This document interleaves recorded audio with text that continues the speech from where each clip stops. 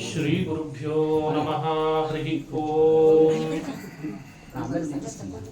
ಜನ್ಮಾದ್ಯಸ್ಯ ಯತೋನ್ಮಯಾದಿತರತಶ್ಚಾರ್ಥೇಷ್ವಭಿಜ್ಞಸ್ವರಾಟ್ ತೇನೇ ಬ್ರಹ್ಮಹೃದಾಯಾದಿಕವಯೇ ಮುಹ್ಯಂತಿ M ಸೂರಯಃ ತೇಜೋ ವಾರಿಮೃತಾಂ ಯಥಾ ವಿನಿಮಯೋ ಯತ್ರ ತ್ರಿಸರ್ಗೋ ಮೃಷಾ ಧಾಮ್ನಾ ಸ್ವೇನ ಸದಾ ನಿರಸ್ತಕುಹಕಂ ಸತ್ಯಂ ಪರಂ ಧೀಮಹಿ ಸೃಷ್ಟಿಸ್ಥಿತ್ಯಪ್ಯಯೇಹ ನಿಯತಿರಿಷಿತಮೋ ಬಂಧಮೋಕ್ಷಾಶ್ಚ ಯಸ್ಮಾತ್ ಅಸ್ಯ ಶ್ರೀ ಬ್ರಹ್ಮರುದ್ರ ಪ್ರಭೃತಿ ಸುರನರದ್ವೀಷಶತ್ವಾತ್ಮಕಸ್ಯ ವಿಷ್ಣೋರ್ವ್ಯಸ್ತಾಃ ಸಮಸ್ತಾಃ ಸಕಲಗುಣನಿಧಿಃ ಸರ್ವದೋಷವ್ಯಪೇತಃ ಪೂರ್ಣಾನಂದೋ ವ್ಯಯೋ ಯೋ ಗುರುರಪಿ ಪರಮಃ ಚಿಂತಯೇತಂ ಮಹಾಂತಂ.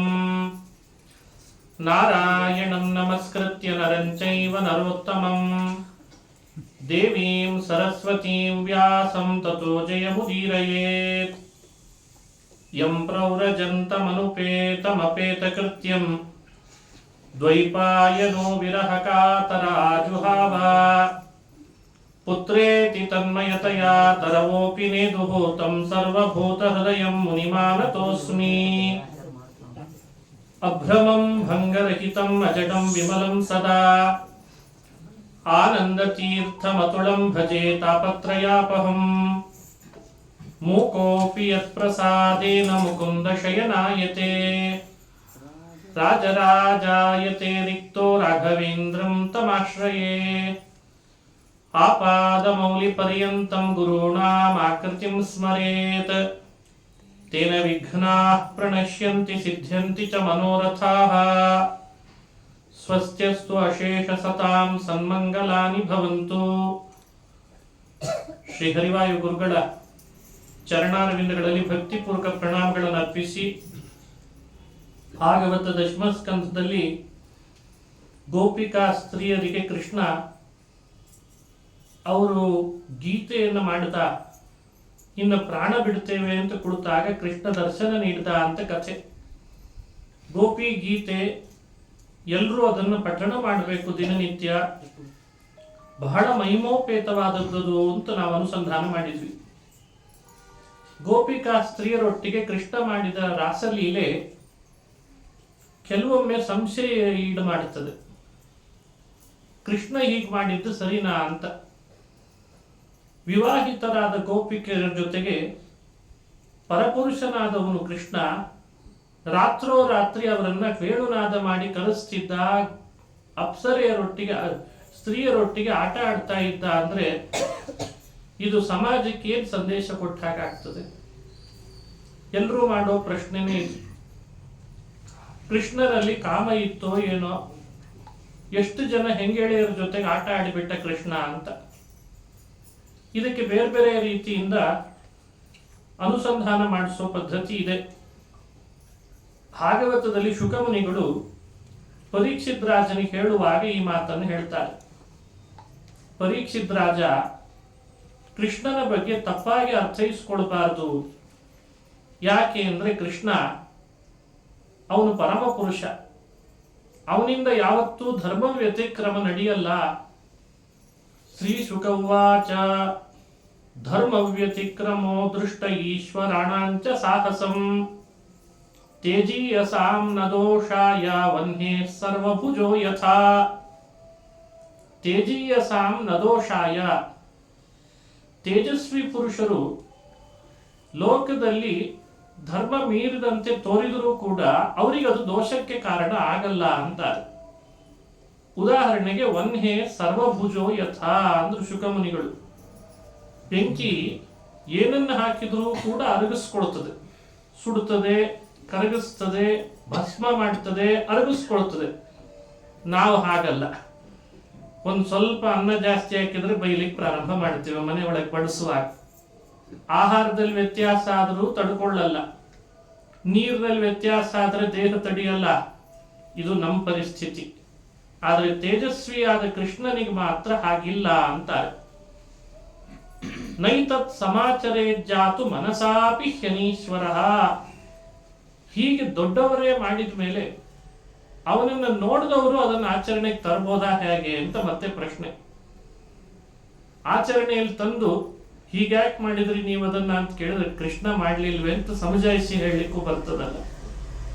ಎಲ್ಲೋ ಒಂದು ಅಪರಾಧ ನಡೀತದೆ, ಮಾಡಬಾರ್ದದ್ದು ಮಾಡಿರ್ತಾರೆ, ಪೇಪರ್ನಲ್ಲಿ ಹಾಕುವವರು ಕೃಷ್ಣ ಲೀಲೆ ಅಂತ ಹಾಕ್ತಿದ್ದಾರೆ. ಯಾರಾದ್ರೂ ಗೊತ್ತಿದ್ದವ್ರು ಸ್ವಲ್ಪ ಅವರನ್ನ ತಡೆಯೋ ಪ್ರಯತ್ನ ಮಾಡ್ರಿ, ಪತ್ರಿಕೆಯವರನ್ನ. ಮನುಷ್ಯರು ಮಾಡುವ ಅಪರಾಧಗಳನ್ನ ಅಪರಾಧ ಅಂತ ಬಣ್ಣಿಸಿದ್ರೆ ಸಾಕು, ಎಲ್ರಿಗೂ ಅರ್ಥ ಆಗ್ತದೆ. ಅಲ್ಲಿ ನಡೆದ ಘಟನೆಗಳಿಗೆಲ್ಲ ಕೃಷ್ಣನ ಹೆಸರು ಹಾಕಿ ಯಾಕೆ ಅದನ್ನು ಹೇಳಬೇಕು? ಯೋಚಿಸ್ಬೇಕಲ್ಲ ಇದನ್ನ. ಪ್ರಜ್ಞಾವಂತ ಸಮಾಜ ನಡೆದದ್ದನ್ನ ರಾಸ ಹಾಗೂ ಕೃಷ್ಣ ಎರಡು ಶಬ್ದಗಳು ಭಗವಂತನಿಗೆ ಬಿಟ್ಟು ಮತ್ತೊಬ್ಬರಿಗೆ ಅಪ್ಲೈ ಮಾಡಬಾರ್ದು ಅಂತ ಇದೆ ಶಾಸ್ತ್ರದಲ್ಲಿ. ಅದನ್ನು ಹೇಳ್ತಾರೆ, ನೈತತ್ ಸಮಾಚರೇ ಜಾತು ಮನಸಾಪಿ ಹ್ಯನೀಶ್ವರ. ಮನಸ್ಸಿನಿಂದಲೂ ಕೂಡ ನಾವಿದನ್ನ ಮಾಡಬಹುದಲ್ಲ ಅಂತ ಯೋಚನೆನೂ ಮಾಡಬಾರ್ದಂತ. ಹಾಗೆ ಯೋಚಿಸಿದ್ರೆ ಅವರಿಗೆ ವಿನಾಶ ಉಂಟಾಗ್ತದೆ. ಇನ್ನೊಂದು ಮಾತಿಗೆ ವಿರೋಧ ಬಂತು. ದೊಡ್ಡವರು ಆಚರಿಸಿದ್ದನ್ನೆಲ್ಲ ಸಣ್ಣವರು ಆಚರಿಸಬೇಕು ಅಂತ ಒಂದು ಕಡೆ ಇದೆ ಅಲ್ಲ. ಯದ್ಯದಾಚರತಿ ಶ್ರೇಷ್ಠ ತತ್ತದೇವೇತರೋ ಜನಃ ಅಂತ ಭಗವದ್ಗೀತೆಯಲ್ಲಿ ಕೃಷ್ಣ ಹೇಳ್ತಾನೆ. ಹಿರಿಯರ ಆಚರಿಸಿದ್ದನ್ನ ಕಿರಿಯರ ಆಚರಣೆಗೆ ತರ್ತಾರೆ, ಅವರಿಗೆ ಅದು ಆಧಾರ ಆಗ್ತದೆ. ರಾಸಲೀಲೆ ಕೃಷ್ಣ ಮಾಡಿದ್ದು, ಹಿರಿಯ ಮಾಡಿದ್ದಂದ ಮೇಲೆ ಕಿರಿಯರಿಗೆ ಆಚರಣೆಗೆ ಬರ್ತದೋ ಇಲ್ಲೋ? ಆ ಮಾತಿಗನುಗುಣ ಹೇಗೆ ಅರ್ಥೈಸ್ಕೊಳ್ಬೇಕು ಅಂತ ಪ್ರಶ್ನೆ. ಅದಕ್ಕೆ ಶುಕಮುನಿಗಳು ಉತ್ತರ ಕೊಡ್ತಾರೆ, ಈಶ್ವರಾಣಾಂ ವಚಃ ಸತ್ಯಂ ತಥೈವ ಆಚರಿತಂ ಕ್ವಚಿತ್ ತೇಷಾಂ ಯತ್ ಸ್ವವಚೋ ಯುಕ್ತಂ ಬುದ್ಧಿಮಾನ್ಸ್ತತ್ ಸಮಾಚರೇತ್. ಈಶ್ವರಾಣ, ಈಶ್ವರ ಅಂದ್ರೆ ದೊಡ್ಡವರು, ಮಹಾತ್ಮರು. ಅವರ ಮಾತು ಯಾವತ್ತೂ ಆಚರಣೆಗೆ ಬರಲೇಬೇಕಂತ. ಹೀಗೆ ಮಾಡು ಅಂತ ಎಲ್ಲೆಲ್ಲಿ ಹೇಳ್ತಾನೆ ಕೃಷ್ಣ, ಆ ಮಾತು ಎಲ್ಲರೂ ಆಚರಣೆ ಮಾಡ್ಬೇಕಂತ, ಅದನ್ನು ಬಿಡದೆ ಮಾಡ್ಬೇಕಂತ. ಅವರು ಆಚರಿಸಿದ್ದು ಅಂತ ಇರ್ತದಲ್ಲ, ಅದರಲ್ಲಿ ಮತ್ತೆ ವಿಭಾಗ ಮಾಡ್ಕೊಳ್ಬೇಕಂತ. ಅವರ ಆಚರಣೆಯಲ್ಲಿ ಕೆಲವೊಂದನ್ನು ಮಾತ್ರ ನಾವು ಅನುಷ್ಠಾನ ಮಾಡ್ಬೇಕಂತೆ, ಎಲ್ಲದನ್ನು ಮಾಡಬಾರದು ಅಂತ ವ್ಯತ್ಯಾಸ. ಇದನ್ನು ಅರ್ಥೈಸ್ಕೊಳ್ಬೇಕು ನಾವು ಸಜ್ಜನರು. ಈಶ್ವರಾಣಾಂ ವಚಃ ಸತ್ಯಂ, ಭಗವಂತ ಗೀತೆಯಲ್ಲಿ ನುಡಿದದ್ದು ಎಲ್ಲವನ್ನೂ ಆಚರಣೆ ಮಾಡ್ಬೇಕಂತ. ಆದ್ರೆ ಕೃಷ್ಣ ಮಾಡಿದ್ದನ್ನೆಲ್ಲ ಮಾಡಬಾರ್ದಂತೆ. ಮಾಡಿದ್ದನ್ನು ಮಾಡಬಾರದು ಅನ್ನೋದಕ್ಕೆ ಈ ಮಾತು ತಥೈವ ಆಚರಿತಂ ಕ್ವಚಿತ್ ಅಂತ ಮಾತನ್ನು ಆಡಿದ್ದಾರೆ. ಅವರು ಆಚರಿಸಿದ್ದೊಳಗೆ ಕೆಲವೊಂದನ್ನು ಮಾತ್ರ ನಾವು ಅನುಷ್ಠಾನಕ್ಕೆ ತರಲಿಕ್ಕೆ ಆಗ್ತದೆ, ಅಷ್ಟೇ ಮಾಡ್ಬೇಕಂತ. ತೇಷಾಂ ತತ್ ಸ್ವವಚೋ ಯುಕ್ತಂ. ಕೆಲವೊಮ್ಮೆ ಕೃಷ್ಣ ಏನ್ ಮಾಡ್ತಾನೆ, ತಾನೂ ಆಚರಿಸಿ ಈ ವಿಷಯವನ್ನ ನಾನು ಆಚರಿಸಿದಂತೆ ಮಾಡು ಅಂತ ಬಾಯಿಂದಲೂ ಹೇಳ್ತಾನಂತೆ. ಸ್ವವಚೋ ಯುಕ್ತಂ, ನಾನೂ ಆಚರಿಸಿದ್ದೇನೆ, ನೀವು ಇದನ್ನು ಆಚರಣೆಗೆ ತರಬೇಕು ಅಂತ ಯಾವ್ದು ಹೇಳಿರ್ತಾನೆ ಅದನ್ನು ಬಿಡದೆ ಮಾಡ್ಬೇಕಂತೆ. ಆಚರಿಸಿದ್ದನ್ನು ಎಲ್ಲ ಮಾಡಬಾರ್ದಂತೆ. ಈ ವ್ಯವಸ್ಥೆಯನ್ನ ಶುಕಮುನಿಗಳು ಪರೀಕ್ಷಿತ್ ರಾಜನಿಗೆ ಹೇಳ್ತಾ ಇದ್ದಾರೆ ಈ ಭಾಗವತದಲ್ಲಿ. ಒಂದು ವೇಳೆ ನಾವು ಹಠ ಮಾಡಿ ಏನೇ ಆಗ್ಲಿರಿ ಕೃಷ್ಣ ಮಾಡಿದ್ದೆಲ್ಲ ಮಾಡವ್ರೆ ಅಂತ ಕೆಲವರು ಇರ್ತಾರೆ, ಹಾಗೂ ಈ ಬಂಡಾಯ ಸಾಹಿತಿಗಳು ಅಂತ ಇರ್ತಾರೆ. ಎಲ್ಲಾ ವ್ಯವಸ್ಥೆಯಲ್ಲಿ ಇದ್ದಾರೆ ಬಂಡಾಯ ವ್ಯವಸ್ಥೆ ಅಂತ. ಅದು ಬರೀ ಸಾಹಿತಿಗಳಿಗೆ ಮಾತ್ರ ಯಾಕೆ ಹೆಸರು ಹೇಳೋಣ ಬಂಡಾಯ ಅಂತ, ಎಲ್ಲ ಕಡೆಯಲ್ಲಿ ಇದ್ದಾರೆ. ಅವ್ರದ್ದೊಂದು ಧೋರಣೆ, ಅದಕ್ಕೆ ಧಾರ್ಷ್ಟ್ಯಾತ್ ಪೃಚ್ಛತಿ ಅಂತ ಶಾಸ್ತ್ರಗಳಲ್ಲಿ ಹೇಳ್ತಾರೆ. ವೈಯಾತ್ಯಾತ್ ಬ್ರವೀತಿ ಅಂತ ನಾವು ಶಾಸ್ತ್ರದಲ್ಲಿ ನೋಡ್ತೀವಿ. ವೈಯಾತ್ಯ, ಧಾರ್ಷ್ಟ್ಯದಿಂದ ಕೃಷ್ಣನ ಬಗ್ಗೆ ಅಲಿಗೇಷನ್. ಅವ ಮಾಡಿದಾನೋ ಇಲ್ಲೋ, ನಾವು ಮಾಡೋರೆ, ಹೀಗೊಂದು ಹಠದಿಂದ ಕೇಳ್ತಾರೆ. ಅವ್ರಿಗೆ ಉತ್ತರ ಕೊಡ್ತಾರೆ, ಹಾಗಾದ್ರೆ ಒಂದು ಕೆಲಸ ಮಾಡು, ಹಾವಿನ ಮೇಲೆ ಅವನು ನರ್ತನ ಮಾಡಿದ, ನೀನು ಅದನ್ನು ಮಾಡು. ಅಂದೇ ರಾತ್ರಿ ಕಾಡಿಗೆ ಬೆಂಕಿ ಹತ್ತುತ್ತಲ್ಲ, ಅದನ್ನೆಲ್ಲ ಬಾಯಿಯಿಂದ ಕುಡ್ದ ಅಂತ ಇದೇ ಭಾಗವತ ಹೇಳ್ತದೆ. ಯಾವ ಭಾಗವತ ಕೃಷ್ಣ ರಾಸಲೀಲೆ ಮಾಡಿದ ಅಂತ ಹೇಳ್ತದೋ ಅದೇ ಭಾಗವತ ಶ್ರೀಕೃಷ್ಣ ಆ ಕಾಡಿಗೆ ಹತ್ತಿದ ಬೆಂಕಿಯನ್ನ ಅನಾಯಾಸವಾಗಿ ಕುಡ್ದ ಅಂತ ಹೇಳ್ತದೆ. ನೀನಷ್ಟು ಮಾಡಪ್ಪ, ಒಂದು ಹೋಗಿ ಕಾಡಿಗೆ ಹತ್ತಿದ ಬೆಂಕಿಯನ್ನು ಬಾಯಲ್ಲಿ ಕುಡಿದು ಬಾ, ಆಮೇಲೆ ಹಾವೆಲ್ಲಾದ್ರೂ ಇದ್ರೆ ನೋಡಿ ಅದ್ರ ಮೇಲೆ ತುಳಿದು ಬಾ, ಆಮೇಲೆ ಬೇಕಂದ್ರೆ ರಾಸಲೀಲೆನು ಮಾಡುವಂತೆ ಅಂತ. ಅದು ಬೇಡ ಇವನಿಗೆ. ಎಷ್ಟು ಚೆನ್ನಾಗಿ ಉತ್ತರ ಕೊಟ್ಟಿದ್ದಾರೆ ನೋಡಿ ಶಾಸ್ತ್ರೀಯವಾಗಿ. ಇದು ಭಾಗವತದ ಅರ್ಥೈಸಿಕೊಳ್ಳುವ ಪದ್ಧತಿ. ಇದರಲ್ಲೇ ನೀನು ಪ್ರತ್ಯೇಕ ನನ್ನ ಕಪೋಲ ಕಲ್ಪಿತ ವಿಷಯಗಳಲ್ಲಿ ಎಲ್ಲ ಪುರಾಣದಲ್ಲೇ ಇದ್ದಾವೆ. ಹಾಗಾಗಿ ಶ್ರೀಕೃಷ್ಣ ಪರಮಾತ್ಮ ಮಾಡಿದ್ದನ್ನು ಮಾಡ್ತೇನೆ ಅಂತ ಸಾಹಸ ಮಾಡಬೇಡ, ಮಾಡಿದ್ರ ಬಗ್ಗೆ ಅಶ್ಲೀಲ ಅಂತ ಮನಸ ಯೋಚನೆನೂ ಮಾಡಬೇಡ, ಮಾಡಿದ್ದಲ್ಲ ಕೃಷ್ಣ ಅವನಿಗೇನೋ ದೋಷ ಬಂತು ಅಂತ ಆರೋಪನೂ ಮಾಡಬೇಡ, ಅವನು ಎಷ್ಟಿದ್ರು ತೇಜೀಯ ಸಾಮ್ನ ದೋಷಾಯ ಅಂತ ಹೀಗೆ ರಾಸೋತ್ಸವದ ಚಿಂತನೆ ಮಾಡಿದ ಮೇಲೆ ಹೇಳಬೇಕಾದ ತತ್ವಗಳನ್ನು ಅನುಷ್ಠಾನ ಮಾಡಿಸ್ತಾರೆ. ಇದು ಭಾಗವತಕ್ಕೆ ವ್ಯಾಖ್ಯಾನ ಸುಮಾರು ಒಂದು 20ಕ್ಕೂ ಹೆಚ್ಚು ಕಂಡು ಬರ್ತಾ ಇದೆ. ಅದರಲ್ಲಿ ಒಂದು 12 ಮುದ್ರಣ ಆಗಿದೆ. ಪ್ರಾಚೀನನೂ ಇದೆ, ಬಹಳ ಪ್ರಾಚೀನನೂ ಇದೆ. ಆ ಭಾಗವತವನ್ನ ಭಗವತ್ಪಾದರು, ಆನಂದ ತೀರ್ಥ ಭಗವತ್ಪಾದರು ಚೆನ್ನಾಗಿ ವ್ಯಾಖ್ಯಾನಿಸಿಕೊಟ್ರು.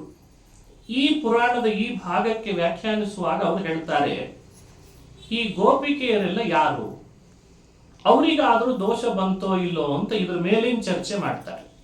ಸರಿ, ಕೃಷ್ಣನಿಗೇನೋ ಸರಿ, ಅವನು ತೇಜಸ್ವಿ ಪುರುಷ, ಅಗ್ನಿ ಅಂತಿದ್ದಾನೆ, ಏನು ಮಾಡಿದ್ರು ಅರಗಿಸ್ಕೊಳ್ತಾನೆ, ಅವನದೊಂದು ಕ್ಯಾರೆಕ್ಟರ್ ಬಹಳ ಅದ್ಭುತ, ಅದನ್ನ ಯಾರು ಮುಟ್ಲಿಕ್ಕಿಲ್ಲ. ಸರಿ, ಈ ಥರ ಮಾಡಿದ್ದಕ್ಕೆ ಗೋಪಿಕಾಸ್ತ್ರೀಯರಿಗೆ ದೋಷ ಬಂತೋ ಇಲ್ಲೋ ಅಂತ ಪ್ರಶ್ನೆ. ಈ ಚರ್ಚೆಯನ್ನು ಭಗವತ್ಪಾದರು ಮಾಡ್ತಾರೆ. ಆ ಮಾಡಿ ಬಹಳ ಚೆನ್ನಾಗಿ ಅವರು ಅನುಸಂಧಾನಕ್ಕೆ ತರಿಸ್ತಾರೆ. ಅವರು ಯಾರು? ಭಾಗವತನೇ ಹೇಳಿದೆ, ಅವರೆಲ್ಲ ಅಪ್ಸರಾಸ್ತ್ರೀಯರು. ಗೋಪೀನಾಂ ತತ್ಪತೀನಾಂಚ ಸರ್ವೇಷಾಮೇವ ದೇಹಿನಾಂ. ಗೋಪಿಕಾ ಸ್ತ್ರೀಯರು ಅಪ್ಸರಾ ಸ್ತ್ರೀಯರಂತೆ ಮೂಲದಲ್ಲಿ ಭಗವಂತನನ್ನು ಕುರಿತು ತಪಸ್ಸು ಮಾಡಿದ. ಭಗವಂತ ಪ್ರಕಟನಾದ.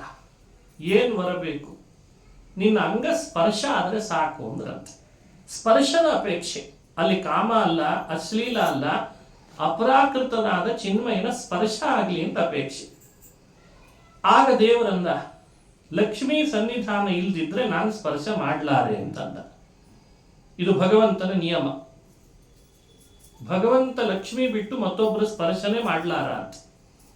ಋತೇ ರಮಾಂ ಜಾತು ಮಮಾಂಗ ಸಂಗ ಯೋಗ್ಯಾಂಗನಾನೈವ ಸುರಾಲಯೇಪಿ. ನೋಡಿ ಎಷ್ಟು ಶಿಸ್ತುಬದ್ಧ ನಿಯಮ ಭಗವಂತಂದು.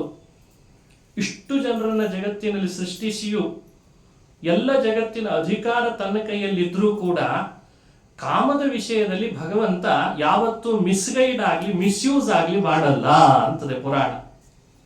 ಅವನು ಭೋಗಕ್ಕೆ ಸ್ವಾರ್ಥಕ್ಕೆ ಇರೋ ಅಧಿಕಾರ ಅಲ್ಲ ಅವನು. ಲಕ್ಷ್ಮಿಯನ್ನು ಬಿಟ್ಟು ಮತ್ತೊಬ್ಬರನ್ನ ಸ್ಪರ್ಶ ಮಾಡಲ್ಲ. ಸರಿ, ನಾವೇನ್ ಮಾಡೋಣ, ಅವಳನ್ನೇ ಕೇಳ್ಕೊಳ್ರೆ ಅವಳು ಸನ್ನಿಧಾನ ಬಂದ್ರೆ ಸ್ಪರ್ಶಿಸ್ತೇನೆ ಅಂತ ಉತ್ತರ ಕೊಟ್ಟ. ಅದಕ್ಕೆ ಅವರು ಲಕ್ಷ್ಮಿನ ಕುರಿತು ತಪಸ್ ಮಾಡಿದ್ರು. ಲಕ್ಷ್ಮಿ ಹೇಳ್ತಾಳೆ, ಯಾವಾಗ್ಲೂ ಬರ್ಲಾರೆ, ದೇವರ ಸಂಕಲ್ಪದಂತೆ ಕೆಲವೊಮ್ಮೆ ಮಾತ್ರ ನಿಮ್ಮಲ್ಲಿ ಸನ್ನಿಹಿತಳಾಗ್ತೇನೆ, ಅದು ನೀವು ಗೋಪಿಕೆಯರಾಗಿ ಹುಟ್ಟಿದಾಗ ಅಂತ ವರ ಕೊಟ್ಲಂತ. ಸರಿ ಎಂದ್ರವರು.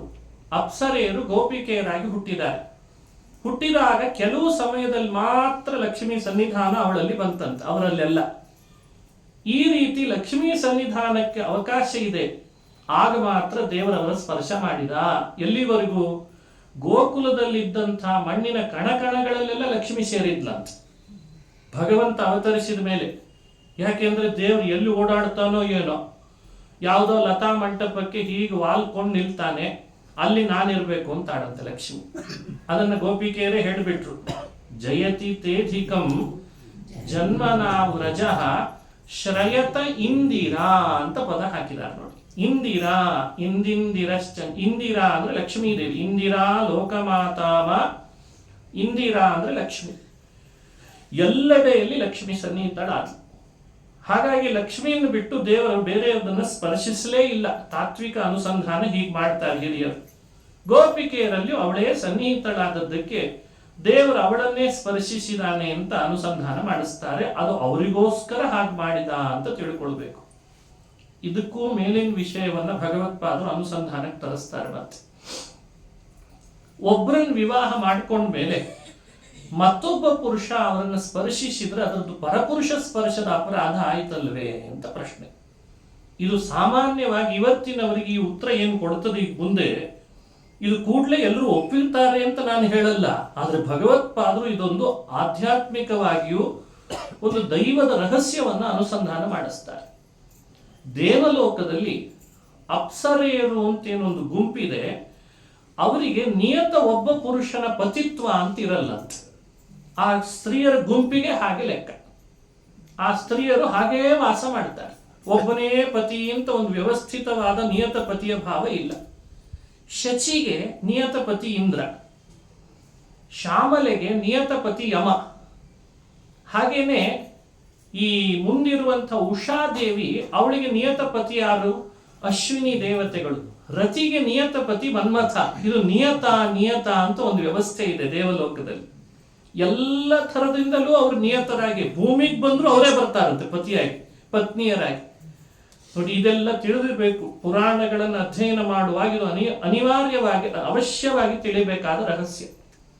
ಅದೇ ಈ ನೀರಿನಿಂದ ಹುಟ್ಟಿದ್ರಲ್ಲ, ನೀರಿನಲ್ಲಿ ಹುಟ್ಟಿದ್ರಿಂದ ಅಪ್ಸರೆಯರು ಅಂತ ಹೆಸರು ಬಂತವ್ರಿ. ಅಪ ಅಂದ್ರೆ ನೀರು.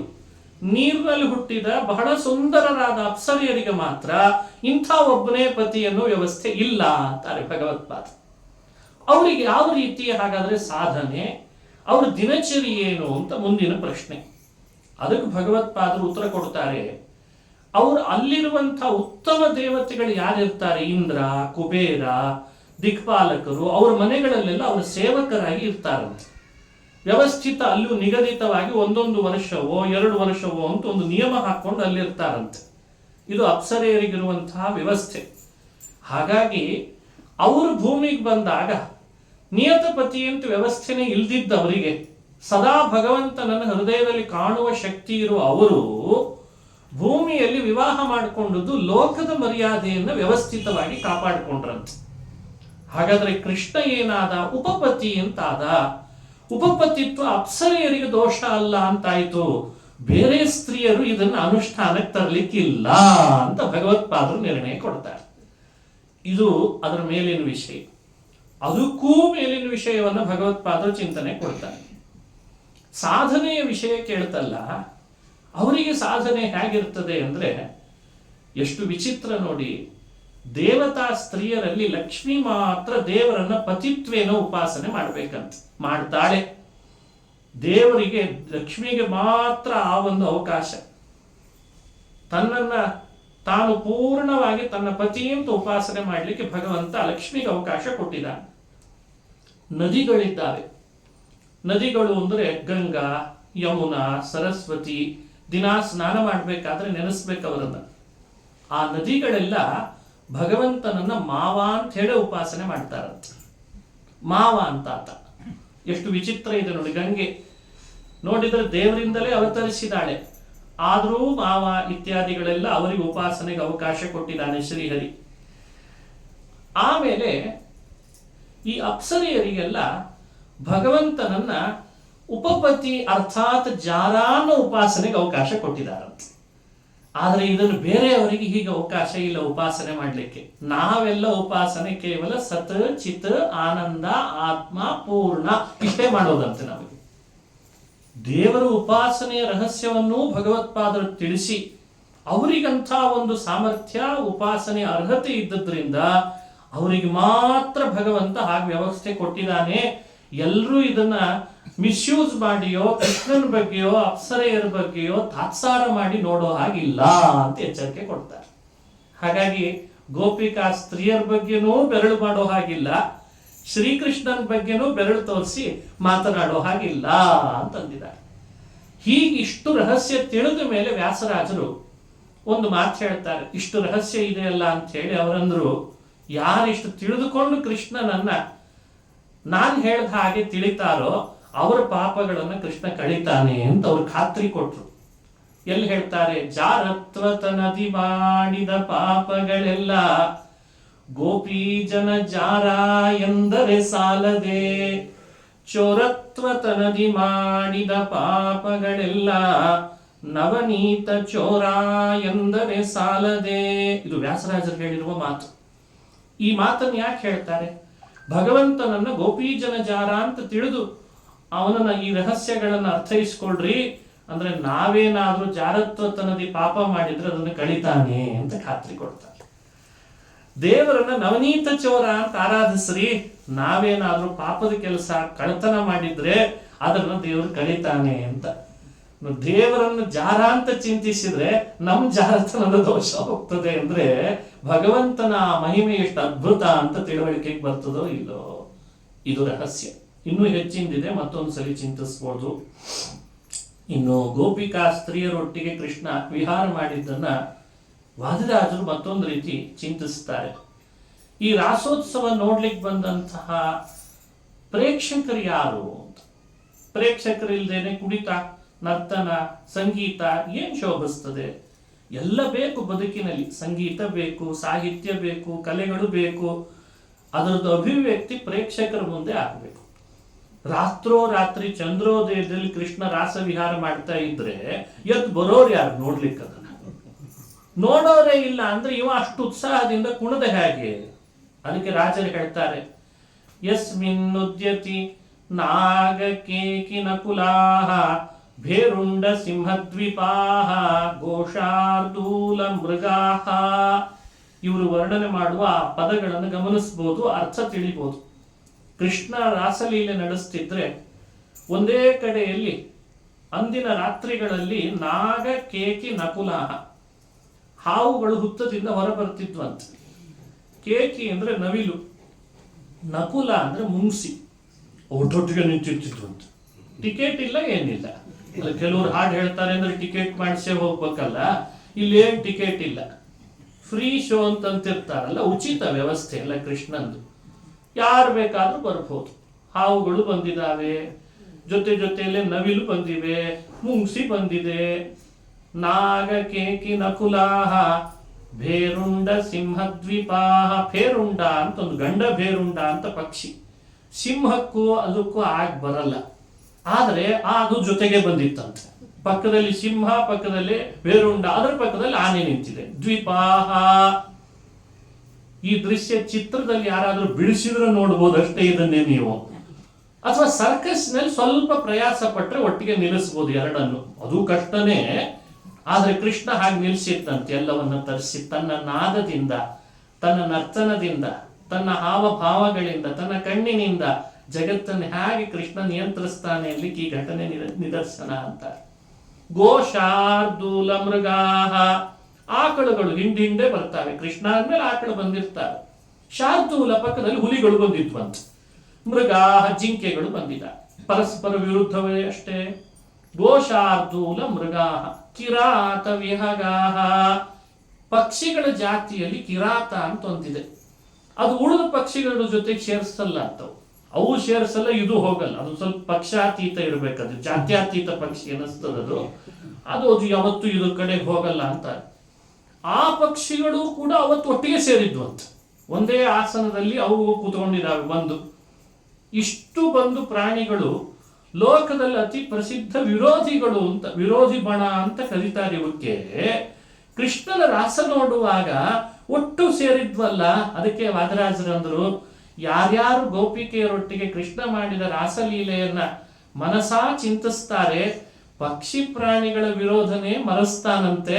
ಇನ್ನು ಮನುಷ್ಯರಲ್ಲಿರೋ ವಿರೋಧ, ಕಾಮ, ಕ್ರೋಧ ಮರೆಸದೇ ಇರ್ತಾನ ಅಂತ ವರ್ಣನೆ ಮಾಡ್ತಾರೆ. ಹಾಗಾಗಿ ರಾಸೋತ್ಸವವನ್ನ ಮನಸಾ ಚಿಂತಿಸ್ಬೇಕಂತೆ ಶ್ರದ್ಧೆಯಿಂದ. ಅಸಹ್ಯ ಅಶ್ಲೀಲತೆಗಳನ್ನ ಅಲ್ಲಿ ತರಬಾರ್ದು.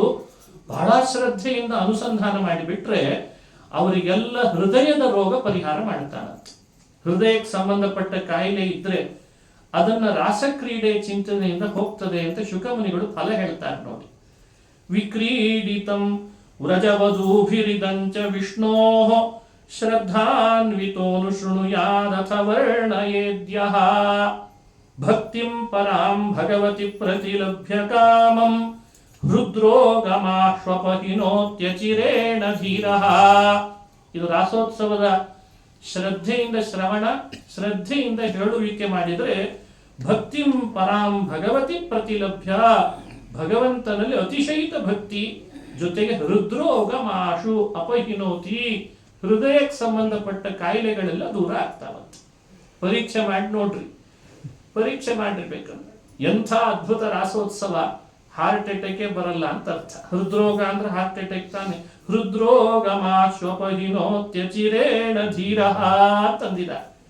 ಹೀಗೆ ಹೃದಯದ ರೋಗ ಕಳೀತದೆ ಅಂದ್ರೆ ಅದು ಒಂದು ರೀತಿ ನಮ್ಗೆ ಈ ಹೃದಯಕ್ಕೆ ಸಂಬಂಧಪಟ್ಟ ರೋಗ ಬಹಳ ಇದ್ದಾವೆ. ಅವರೇನೋ ಒಂದು ಶಬ್ದ ಆಡಿದಾರಷ್ಟೇ, ಮನಸ್ಸಿನಲ್ಲಿ ಎಷ್ಟು ಥರದ ರೋಗಗಳಿದ್ದಾವೆ. ನಮಗೆ ಚಿಂತೆ ಇದೆ, ಇನ್ನೇನೋ ಆಲೋಚನೆಗಳಿವೆ, ಅದೆಲ್ಲ ದೂರ ಆಗ್ಬೇಕಾದ್ರೆ ರಾಸೋತ್ಸವವನ್ನು ಮನಸಾ ಚಿಂತನೆ ಮಾಡ್ರಿ ಅಂತ ಫಲ ಹೇಳಿಬಿಟ್ಟಿದ್ದಾರೆ. ಇದು ಪೂರ್ವಾರ್ಧದಲ್ಲಿ ಬರುವ ಮತ್ತೊಂದು ಪ್ರಮುಖ ಘಟ್ಟ. ಇದಾದ ಮೇಲೆ ವೇಣುನಾದದ ವರ್ಣನೆ ಇದೆ. ಆಮೇಲೆ ಅರಿಷ್ಟಾಸುರ ಕೇಶ್ಯಸುರ ಅಂತ ಇಬ್ಬರು ಅಸುರರನ್ನ ಸಂಹಾರ ಮಾಡಿದ ಚರಿತ್ರೆಯನ್ನು ಭಾಗವತ ಹೇಳ್ತದೆ. ಅರಿಷ್ಟಾಸುರ ಅಂತ ಕಂಸನ ಒಬ್ಬ ಭೃತ್ಯ, ಅವನನ್ನ ಕೃಷ್ಣ ಸಂಹಾರ ಮಾಡ್ತಾನೆ. ವಾದರಾಜರು ಚಮತ್ಕಾರ ಮಾಡಿದ್ರು. ಹೇಳಿ ಕೇಳಿ ಹೆಸರಿಗೆ ತಕ್ಕ ಹಾಗೆ ಅರಿಷ್ಟ ಇವ ಅಂತ, ಹೆಸರಿಗೆ ತಕ್ಕ ಹಾಗೆ. ಕೆಲವರಿಗೆ ಅರಿಷ್ಟ ಅಂತ ಕರಿತಿರ್ತಾರೆ, ಬೈಯುವಾಗ ಹೆಸರೇ ಅರಿಷ್ಟ ಅಂತ ಇಟ್ಕೊಂಡಿದ್ದಾರೆ. ಏನ್ ಹೇಳ್ಬೇಕು? ಕೃಷ್ಣ ಯಾಕೆ ಕೊಂದ ಅಂದ್ರೆ ರಾಜರು ಉತ್ಪ್ರೇಕ್ಷೆ ಮಾಡಿದ್ರು. ನನ್ನ ಹತ್ರ ಬಂದ ಮೇಲೆ ಅರಿಷ್ಟ ಉಳಿಯಲ್ಲ ಅಂತಿದೆ, ಹಾಗಾಗಿ ಅರಿಷ್ಟಾಸುರನನ್ನ ಶ್ರೀಕೃಷ್ಣ ಹತ್ರ ಬಂದಾಗ ಕೊಂದ ಅಂತ ವರ್ಣನೆ ಮಾಡಿದ್ದಾರೆ. ಇದು ನಮಗ್ ಕೊಟ್ಟ ತಿಳುವಳಿಕೆ. ಯಾರ್ಯಾರು ಕೃಷ್ಣನ ಹತ್ರ ಹೋಗ್ತಾರೆ ಅವರವರ ಅರಿಷ್ಟಾಸುರ ದೂರ ಆಗ್ತಾನೆ ಅಂತ. ಅರಿಷ್ಟ ದೂರ ಆಗ್ಬೇಕಾದ್ರೆ ಕೃಷ್ಣನ ಸ್ಮರಣೆ, ಕೃಷ್ಣ ಪಾದದ ಚಿಂತನೆ ಮಾಡ್ಲಿ ಅಂತ ಅರಿಷ್ಟಾಸುರ ಸಂಹಾರದ ವಧೆಯನ್ನು ಹೇಳ್ತಾರೆ. ಕೇಶಿ ಅಂತ, ಕೇಶಿ ತು ಕಂಸ ಪ್ರಹಿತ ಖುರೈರ್ಮಹೀಂ. ಇವ ಕೇಶಿ ಅಂತ ಒಬ್ಬ ಅಸುರ ಅಶ್ವದ ವೇಷದಲ್ಲಿ ಬಂದು ಕೃಷ್ಣನ ಜೊತೆಗೆ ಯುದ್ಧ ಮಾಡ್ತಾ ಅವ ಸತ್ತ ಅಂತ ಕಥೆ.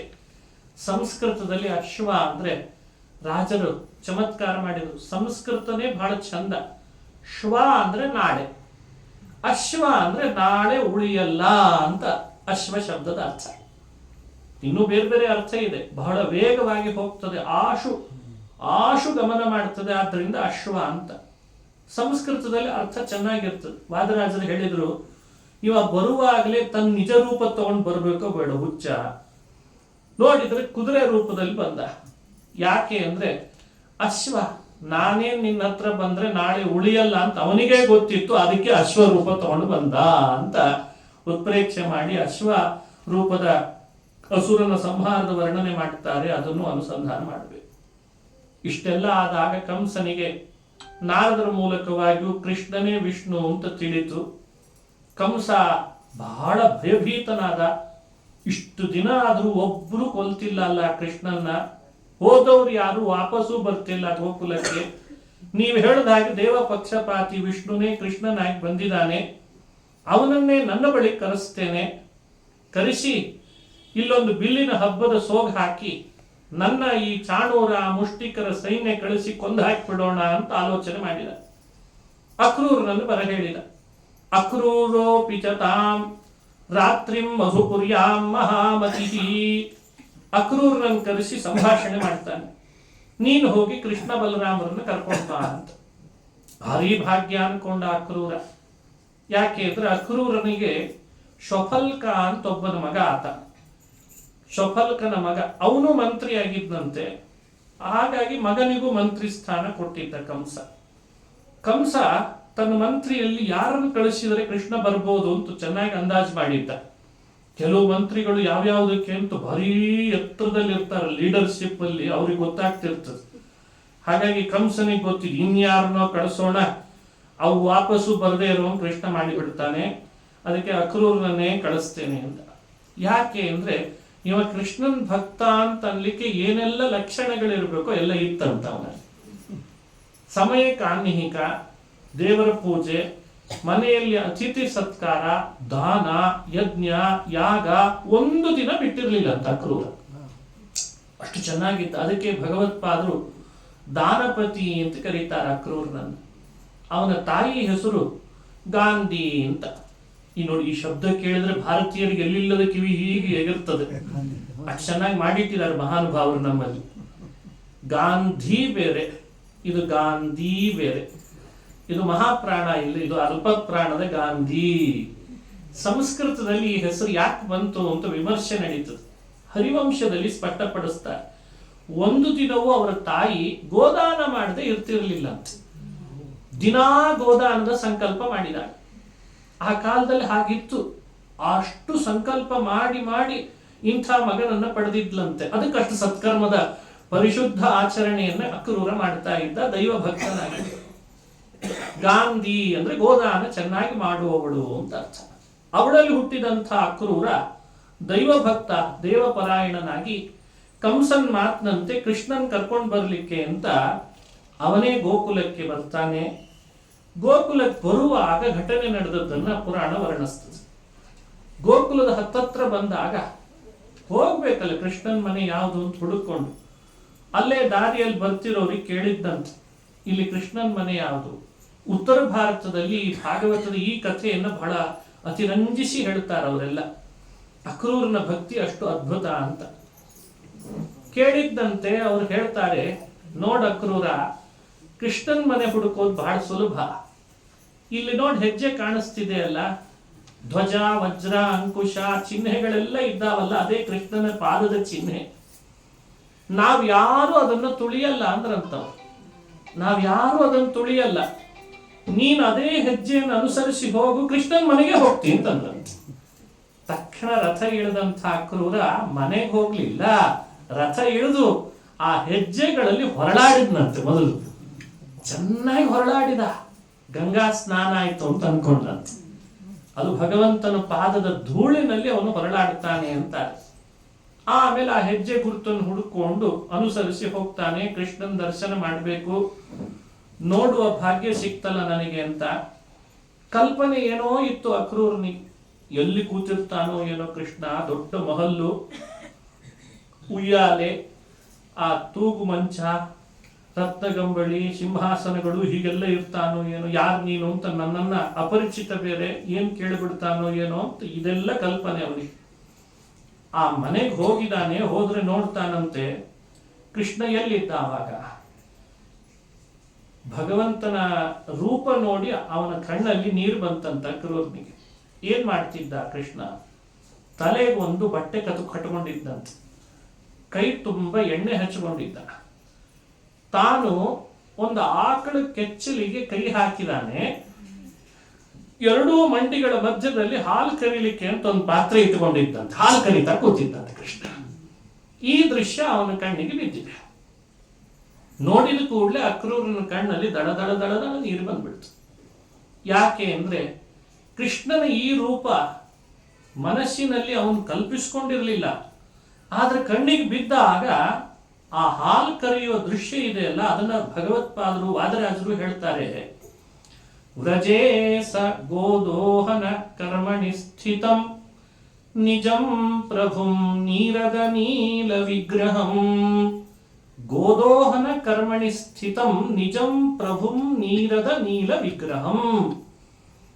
ಗೋದೋಹನ ಕರ್ಮಣಿ, ಆಕಳ ಹಾಲು ಕರೆಯುವ ಕಾರ್ಯವನ್ನ ಕೃಷ್ಣ ಮಾಡ್ತಾ ಇದ್ದಂತಹ ದೃಶ್ಯ ಅಕ್ರೂರ ಕಣ್ತುಂಬ ತುಂಬಿಸ್ಕೊಂಡಲ್ಲ. ಯಾಕೆ ಅಂದ್ರೆ ನನ್ನ ಬಳಿಗೆ ಬರೋ ಭಕ್ತರು ಯಾವುದೇ ವರದ ಅಪೇಕ್ಷೆ ಇಟ್ಕೊಂಡು ಬಂದ್ರು ಹಾಲು ಕರೆದ ಹಾಗೆ ಕರೆದುಕೊಳ್ತೇನೆ ಅಂತ ತೋರಿಸಿದ್ದಂತೆ. ಇದು ನಿಜಂ ಪ್ರಭುಂ ನೀರದ ನೀಲ ವಿಗ್ರಹಂ ಅಂತ ಅನುಸಂಧಾನ ಮಾಡಿಸ್ತಾರೆ. ಏನೆಲ್ಲ ಅಭಿಲಾಷೆ ಇಟ್ಕೊಂಡು ಬರ್ತಾರೆ ಅವರಿಗೆ ನಾನು ಹಾಲು ಕರೆದಷ್ಟು ಕರೆದು ಕೊಡ್ಬೇಕಲ್ಲ, ಅದಕ್ಕೆ ಆ ದೃಶ್ಯ ಅಕ್ರೂರನಿಗೆ ದರ್ಶನ ಮಾಡಿಸಿದ್ನಂತ. ಏನ್ ಮಾಡಬೇಕು ತಿಳಿಲಿಲ್ಲ ಅಕ್ರೂರನಿಗೆ. ಕೃಷ್ಣನ ದರ್ಶನ ಆದಾಗ ಭಕ್ತಿಯಿಂದ ಪುಳಕಿತನಾಗಿ ನನಾಮ ನಾರಾಯಣಮಾದಿ ಪುರುಷಂ ನನರ್ತನವ್ಯೋತ್ಸವ ಜಾತ ಸಂಭ್ರಮಃ ನನಾದ ನಾನಾ ದುರಿತೌಘಮರ್ದಯನ್ ನಂದನಂದಸ್ಯ ತಪಫಲೋದಯಂ. ಇದು ವಾದರಾಜನ ಮಾತು. ಅಕ್ರೂರ ಏನ್ ಮಾಡಿದ ಅಂತ ಮೊದಲು ಒಂದ್ಸಲಿ ನಮಸ್ಕಾರ ಮಾಡಿದ್ನಂತೆ. ಕೃಷ್ಣನ್ ಪಾದ ಕೆಳಗೆ ನಮಸ್ಕಾರ ಮಾಡಿದ. ಇನ್ನೂ ಒಳಗಿರುವ ಆನಂದ ಉದ್ರೇಕ ಆಗ್ತಾ ಇದೆ. ಎದ್ದು ನಿಂತಂತೆ.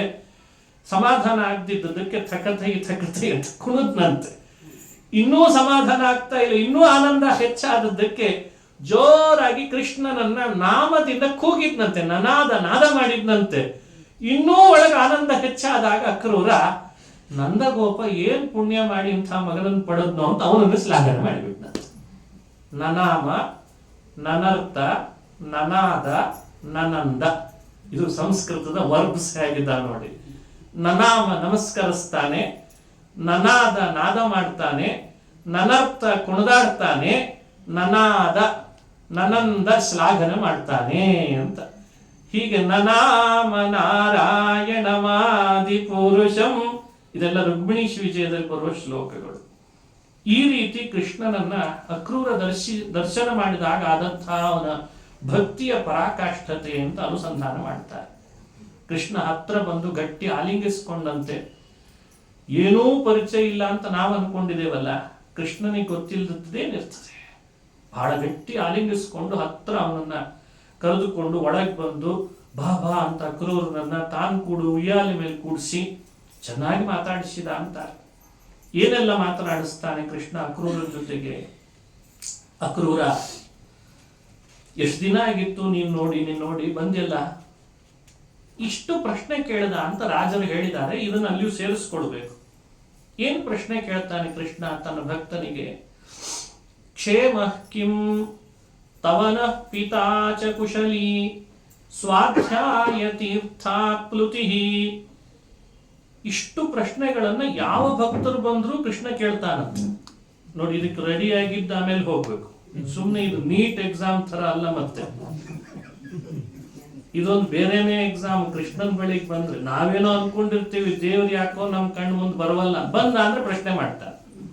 ಪ್ರಶ್ನೆಗೆಲ್ಲ ಸರಿಯಾಗಿ ಉತ್ತರ ಇದೆ ಅಂತಂದ್ರೆ ಅಡ್ಡಿ ಇಲ್ಲ, ನೀನ್ ಬಾ ಮೇಲೆ ಅಂತ ಕರ್ಕೊಂಡು ಹೋಗ್ತಾನೆ, ನಾವು ರೆಡಿ ಆಗ್ಲಿ ಅಂತ. ಅದಕ್ಕೆ ಅಕ್ರೂರ ಕೃಷ್ಣನ್ ಸಂವಾದವನ್ನ ರಾಜರು ರುಕ್ಮಿಣೀಶ್ ವಿಜಯದಲ್ಲಿ ಹೇಳಿದ್ದು ನೋಡ್ಬೇಕಲ್ಲಿ. ಇಲ್ಲಿರೋದ್ರದ್ದೇ ಆ ರೀತಿ ಅವರು ವರ್ಣನೆ ಮಾಡಿದ್ದಾರೆ. ಕ್ಷೇಮ ಕಿಂ, ಮೊದಲನೇ ಪ್ರಶ್ನೆ ಕ್ಷೇಮನ ಅಂತ ಕೇಳ್ದ. ತವನ ಪಿತಾ ಚ ಕುಶಲಿ, ನಿಮ್ಮಪ್ಪ ನಮ್ಮಪ್ಪ ಚೆನ್ನಾಗಿದ್ದಾರ ಅಂತ ಕೇಳಿದ್ದ. ಕ್ಷೇಮ ಹಾಗೂ ಕುಶಲ ಅಂತ ಎರಡು ಸಂಸ್ಕೃತದ ಶಬ್ದಗಳು. ಇದನ್ನ ನಾವು ಎಲ್ಲಿ ಬೇಕಾದಲ್ಲಿ ಬಳಸ್ತೇವೆ. ಹಿಂದಿನ ಕಾಲದಲ್ಲಿ ಒಂದು ಕಾರ್ಡ್ ಅಂತ ಬರ್ತಿದ್ರಲ್ಲಿ, ಇಂಗ್ಲೆಂಡ್ ಲೆಟರ್ ಕಾರ್ಡ್ ಬರ್ತಿ, ಕ್ಷೇಮನ ಅಂತ ಮೊದಲು ಬರೆದು ಕಳಿಸ್ತಿದ್ರು ಮೇಲೆ, ಕ್ಷೇಮನ ಅಂತ. ಇಂಥಿಂಥ ವರ್ಣದವರಿಗೆ ಹೀಗೀಗೆ ಕುಶಲ ಪ್ರಶ್ನೆ ಮಾಡಬೇಕು ಅಂತ ಧರ್ಮಶಾಸ್ತ್ರ ಹೇಳ್ತದೆ. ಎಲ್ಲಾ ವರ್ಣದವರಿಗೂ ಕ್ಷೇಮವನ್ನು ಕೇಳಬಾರ್ದಂತೆ, ಎಲ್ಲಾ ವರ್ಣದವರಿಗೂ ಕುಶಲವನ್ನು ಹಾಕಬಾರದು ಅಂತಿದೆ ನಿಯಮ. ನಾಮಕರಣ ಮಾಡುವಾಗಲೂ ಎಲ್ಲವನ್ನೂ ಹೇಳಬಾರದು ಅಂತಿದೆ ದೈಶಿಕ ವ್ಯವಸ್ಥೆ. ವಿಪ್ರರಿಗೆಲ್ಲ ಶರ್ಮನೇ ಬರ್ಬೇಕಂತೆ, ಕ್ಷತ್ರಿಯರಿಗೆ ವರ್ಮನೇ ಬರ್ಬೇಕಂತೆ ಕೊನೆಗೆ. ಬಹಳ ವಿಶೇಷ ಇವೆಲ್ಲ ವ್ಯವಸ್ಥೆಗಳು, ನಮ್ಮ ಧರ್ಮಶಾಸ್ತ್ರ ಹಾಗೆ ಹೇಳ್ತದೆ. ಅದಕ್ಕೆ ಹಿಂದೆ ನೋಡಿ, ಕ್ಷತ್ರಿಯರದೆಲ್ಲ ರಾಜರದ್ದು ಕೆಲವರು ಹೆಸರುಗಳನ್ನ ಪ್ರದೇಶದಲ್ಲಿ ವರ್ಮ ವರ್ಮ ಅಂತ ಕೊನೆಗೆ ಬರೋ ಹಾಗೆ ಮಾಡಿದ್ರ. ವಿಪ್ರರಿಗೆಲ್ಲ ಶರ್ಮ ಶರ್ಮ, ಅದಕ್ಕೆ ಇಂಥ ಶರ್ಮನ್ ಗೋತ್ರ ಅಂದ್ರೆ ಅವನೇ ಹೇಳ್ಬೇಕದ ನಾವು. ಹೀಗೆ ವೈಶ್ಯರಿಗೊಂದು ರೀತಿ ಇದೆ, ಶೂದ್ರರಿಗೊಂದು ರೀತಿ ಇದೆ. ಅವರಿಗೆ ದಾಸನೇ ಬರ್ಬೇಕಂತೆ. ಅದು ದಾಸ ಅನ್ನೋದು ಅವ್ರ ಹೆಸರಿನಲ್ಲಿ ಬರಬೇಕು ಅಂತ ಹೇಳಲ್ಲಿ ಸಮತೆ ಇಲ್ಲ ಅಂತ ಭಾವಿಸಬಾರ್ದು. ಮತ್ತೆ ಎಲ್ಲ ಕೆಡಿಸಿದ ಮೇಲೆ ಮತ್ತೆ ಸರಿಪಡಿಸೋದು ಬಹಳ ಕಷ್ಟ ಇದೆ ಇನ್ ಸಿಸ್ಟಮ್ ಅನ್ನು. ನಾವು ಭಗವಂತ ಕೇಳ್ತಾನೆ ಕ್ಷೇಮನ, ಆಮೇಲೆ ಕೇಳ್ತಾನೆ ಕುಶಲನ. ನಿಮ್ ತಂದೆ ನನ್ನ ತಂದೆ, ಅದು ಹಿರಿಯರಿಗೆ ಮಾಡುವಾಗ ಕುಶಲನ ಅಂತ ಕೇಳಿದ್ದಂತ. ತವನ ಪಿತಾಚ ಕುಶಲಿ, ಯಾಕಂದ್ರೆ ಅವರಪ್ಪ ವಸುದೇವನು ಅಲ್ಲೇ ಇದ್ದಾನೆ, ಅಕ್ರೂರ್ನಪ್ಪನು ಅಲ್ಲೇ ಇದ್ದಾನೆ. ಅದಕ್ಕೆ ತವನ ಪಿತಾಚ ಕುಶಲಿ. ಎರಡನೇ ಪ್ರಶ್ನೆ. ಮೂರನೇದ್ದು ಸ್ವಾಧ್ಯಾಯ ತೀರ್ಥಾಪ್ಲುತಿ, ಸ್ವರ್ಗ್ಯಾರಾಧನ. ಸ್ವಾಧ್ಯಾಯ ನಡೆಸಿದೀಯಾ ಅಂತ ಮೂರನೇ ಪ್ರಶ್ನೆ ಅಂತ. ಏನು ಅಂತ ಕೇಳ್ತಾರೆ ಈಗೆಲ್ಲ. ಹಿಂಗೇನಾದ್ರೂ ಕೇಳಿದ್ರೆ ಏನಾಚಾರ್ಯ ಸ್ವಾಧ್ಯಾಯ ಅಂದ್ರೆ ಅಂತ ಅಲ್ಲಿಗೆ ಬಂತು ನೋಡಿ ನಮ್ಮ ಶಿಕ್ಷಣ. ತೀರ್ಥಾಪ್ಲುತಿ, ತೀರ್ಥ ಸೇವೆ ಮಾಡ್ತಾ ಇದ್ದೀಯಾ, ತೀರ್ಥದಲ್ಲಿ ದಿನನಿತ್ಯ ಮುಳುಗಾಗ್ತೀಯೋ ಇಲ್ಲೋ. ಆಮೇಲೆ ಸ್ವರ್ಗ್ಯಾರಾಧನ. ಸ್ವರ್ಗ್ಯ ಅಂದ್ರೆ ದೇವತೆಗಳಿಗೆ ಹೆಸರು. ದೇವತೆಗಳನ್ನ ಚೆನ್ನಾಗಿ ಬಲಿಹರಣ ವೈಶ್ವ ದೇವತೆಗಳಿಂದ ಆರಾಧನೆ ನಡೆಸಿದೆಯೋ ಇಲ್ಲೋ. ಇವುಗಳನ್ನ ನಿರ್ವಿಘ್ನವಾಗಿ ನಡೆಸ್ಕೊಂಡು ಬರ್ತಿದೆಯಾ ಇಲ್ಲೋ. ಕ್ಷೇಮ ಕಿಂ ತವನ ಪಿತಾ ಚ ಕುಶಲಿ ಸ್ವಾಧ್ಯಾಯ ತೀರ್ಥಾಪ್ಲುತಿ ಸ್ವರ್ಗ್ಯಾರಾಧನ ಮುಖ್ಯ ಶೋಭನ ಕೃತಿ ವಿಘ್ನೋಚಿತ ವರ್ತತೆ. ನಿರ್ವಿಘ್ನವಾಗಿ ಇಂತಿಷ್ಟನ್ನ ನಿತ್ಯ ಕರ್ಮಗಳು ಅಂತ ಏನೆಲ್ಲ ಬರ್ತದೆ, ಸ್ವಾಧ್ಯಾಯ, ಅಧ್ಯಯನ, ತೀರ್ಥ ಸ್ನಾನ ಹಾಗೂ ದೇವತೆಗಳ ಆರಾಧನಾ ನಿರ್ವಿಘ್ನವಾಗಿ ನಡೆಸಿದೆಯೇನಪ್ಪ ಅಂತ ಮೂರನೇ ಪ್ರಶ್ನೆ ಕೇಳಿದ. ನಾಲ್ಕನೇ ಪ್ರಶ್ನೆ, ನಾಲ್ಕನೇದು ಭಾರಿ ಸ್ವಾರಸ್ಯ. ಮೋಕ್ಷಕ್ಕೇನಾದ್ರೂ ದಾರಿ ಹುಡುಕೊಂಡಿದೀಯಾ ಅಂತ ಕೇಳಿದಂತೆ ಕೃಷ್ಣ. ಸಂಸಾರ ಬಂಧನದಿಂದ ಮುಕ್ತಿ ಪಡಿಲಿಕ್ಕೆ ಯಾವ್ದಾದ್ರೂ ದಾರಿ ಹುಡುಕೊಂಡಿದೀಯಾ ಅಂತ ಕೇಳಿದ. ಇಷ್ಟು ಪ್ರಶ್ನೆ ಕೇಳಿ ಕೊನೆಗಲ್ಲ ಕಂಸಸ್ಯ ಕಾವಾ ಸ್ಪೃಹ, ಈಗ ಹೇಳು ಕಂಸ ಏನಂತ ಹೇಳು ಅಂತ. ಈ ಮೊದಲ ಪ್ರಶ್ನೆ ಯಾವ್ದು ಮಾಡ್ಬೇಕಿತ್ತು? ಕಂಸಂದ್ ಏನ್ ಸಮಾಚಾರ ಅಂತ ಮೊದಲು ಕೇಳ್ಬೇಕೋ ಬೇಡ, ಕೇಳಲಿಲ್ಲ ಅಂತಾರೆ ರಾಜರು. ಕಂಸನ ವಿಚಾರನೆ ಮೊದಲು ಎತ್ತಲಿಲ್ಲ. ಈ ಪ್ರಶ್ನೆಗಳೆಲ್ಲ ಉತ್ತರ ಕೊಡು, ಆಮೇಲೆ ನೀನ್ ಕಂಸನ ಬಗ್ಗೆ ಹೇಳು ಅಂತಂದಿದ್ದ. ಅದಕ್ಕೆ ಅಕ್ರೂರ ಬುದ್ಧಿವಂತ ಭಕ್ತ, ಅವನು ಅಂಧಶ್ರದ್ಧೆ ಮಾಡಿದವನಲ್ಲ, ದೇವರಲ್ಲಿ ಪರಿಶುದ್ಧ ಭಕ್ತಿ.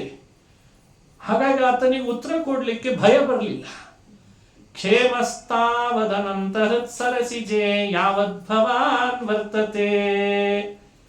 ಅಕ್ರೂರನ ಉತ್ತರ ಹೀಗಿದೆ: ಹೇ ಕೃಷ್ಣ, ನೀ ನನ್ನನ್ನ ಕ್ಷೇಮನ ಅಂತ ಕೇಳ್ತಿದ್ದಿ.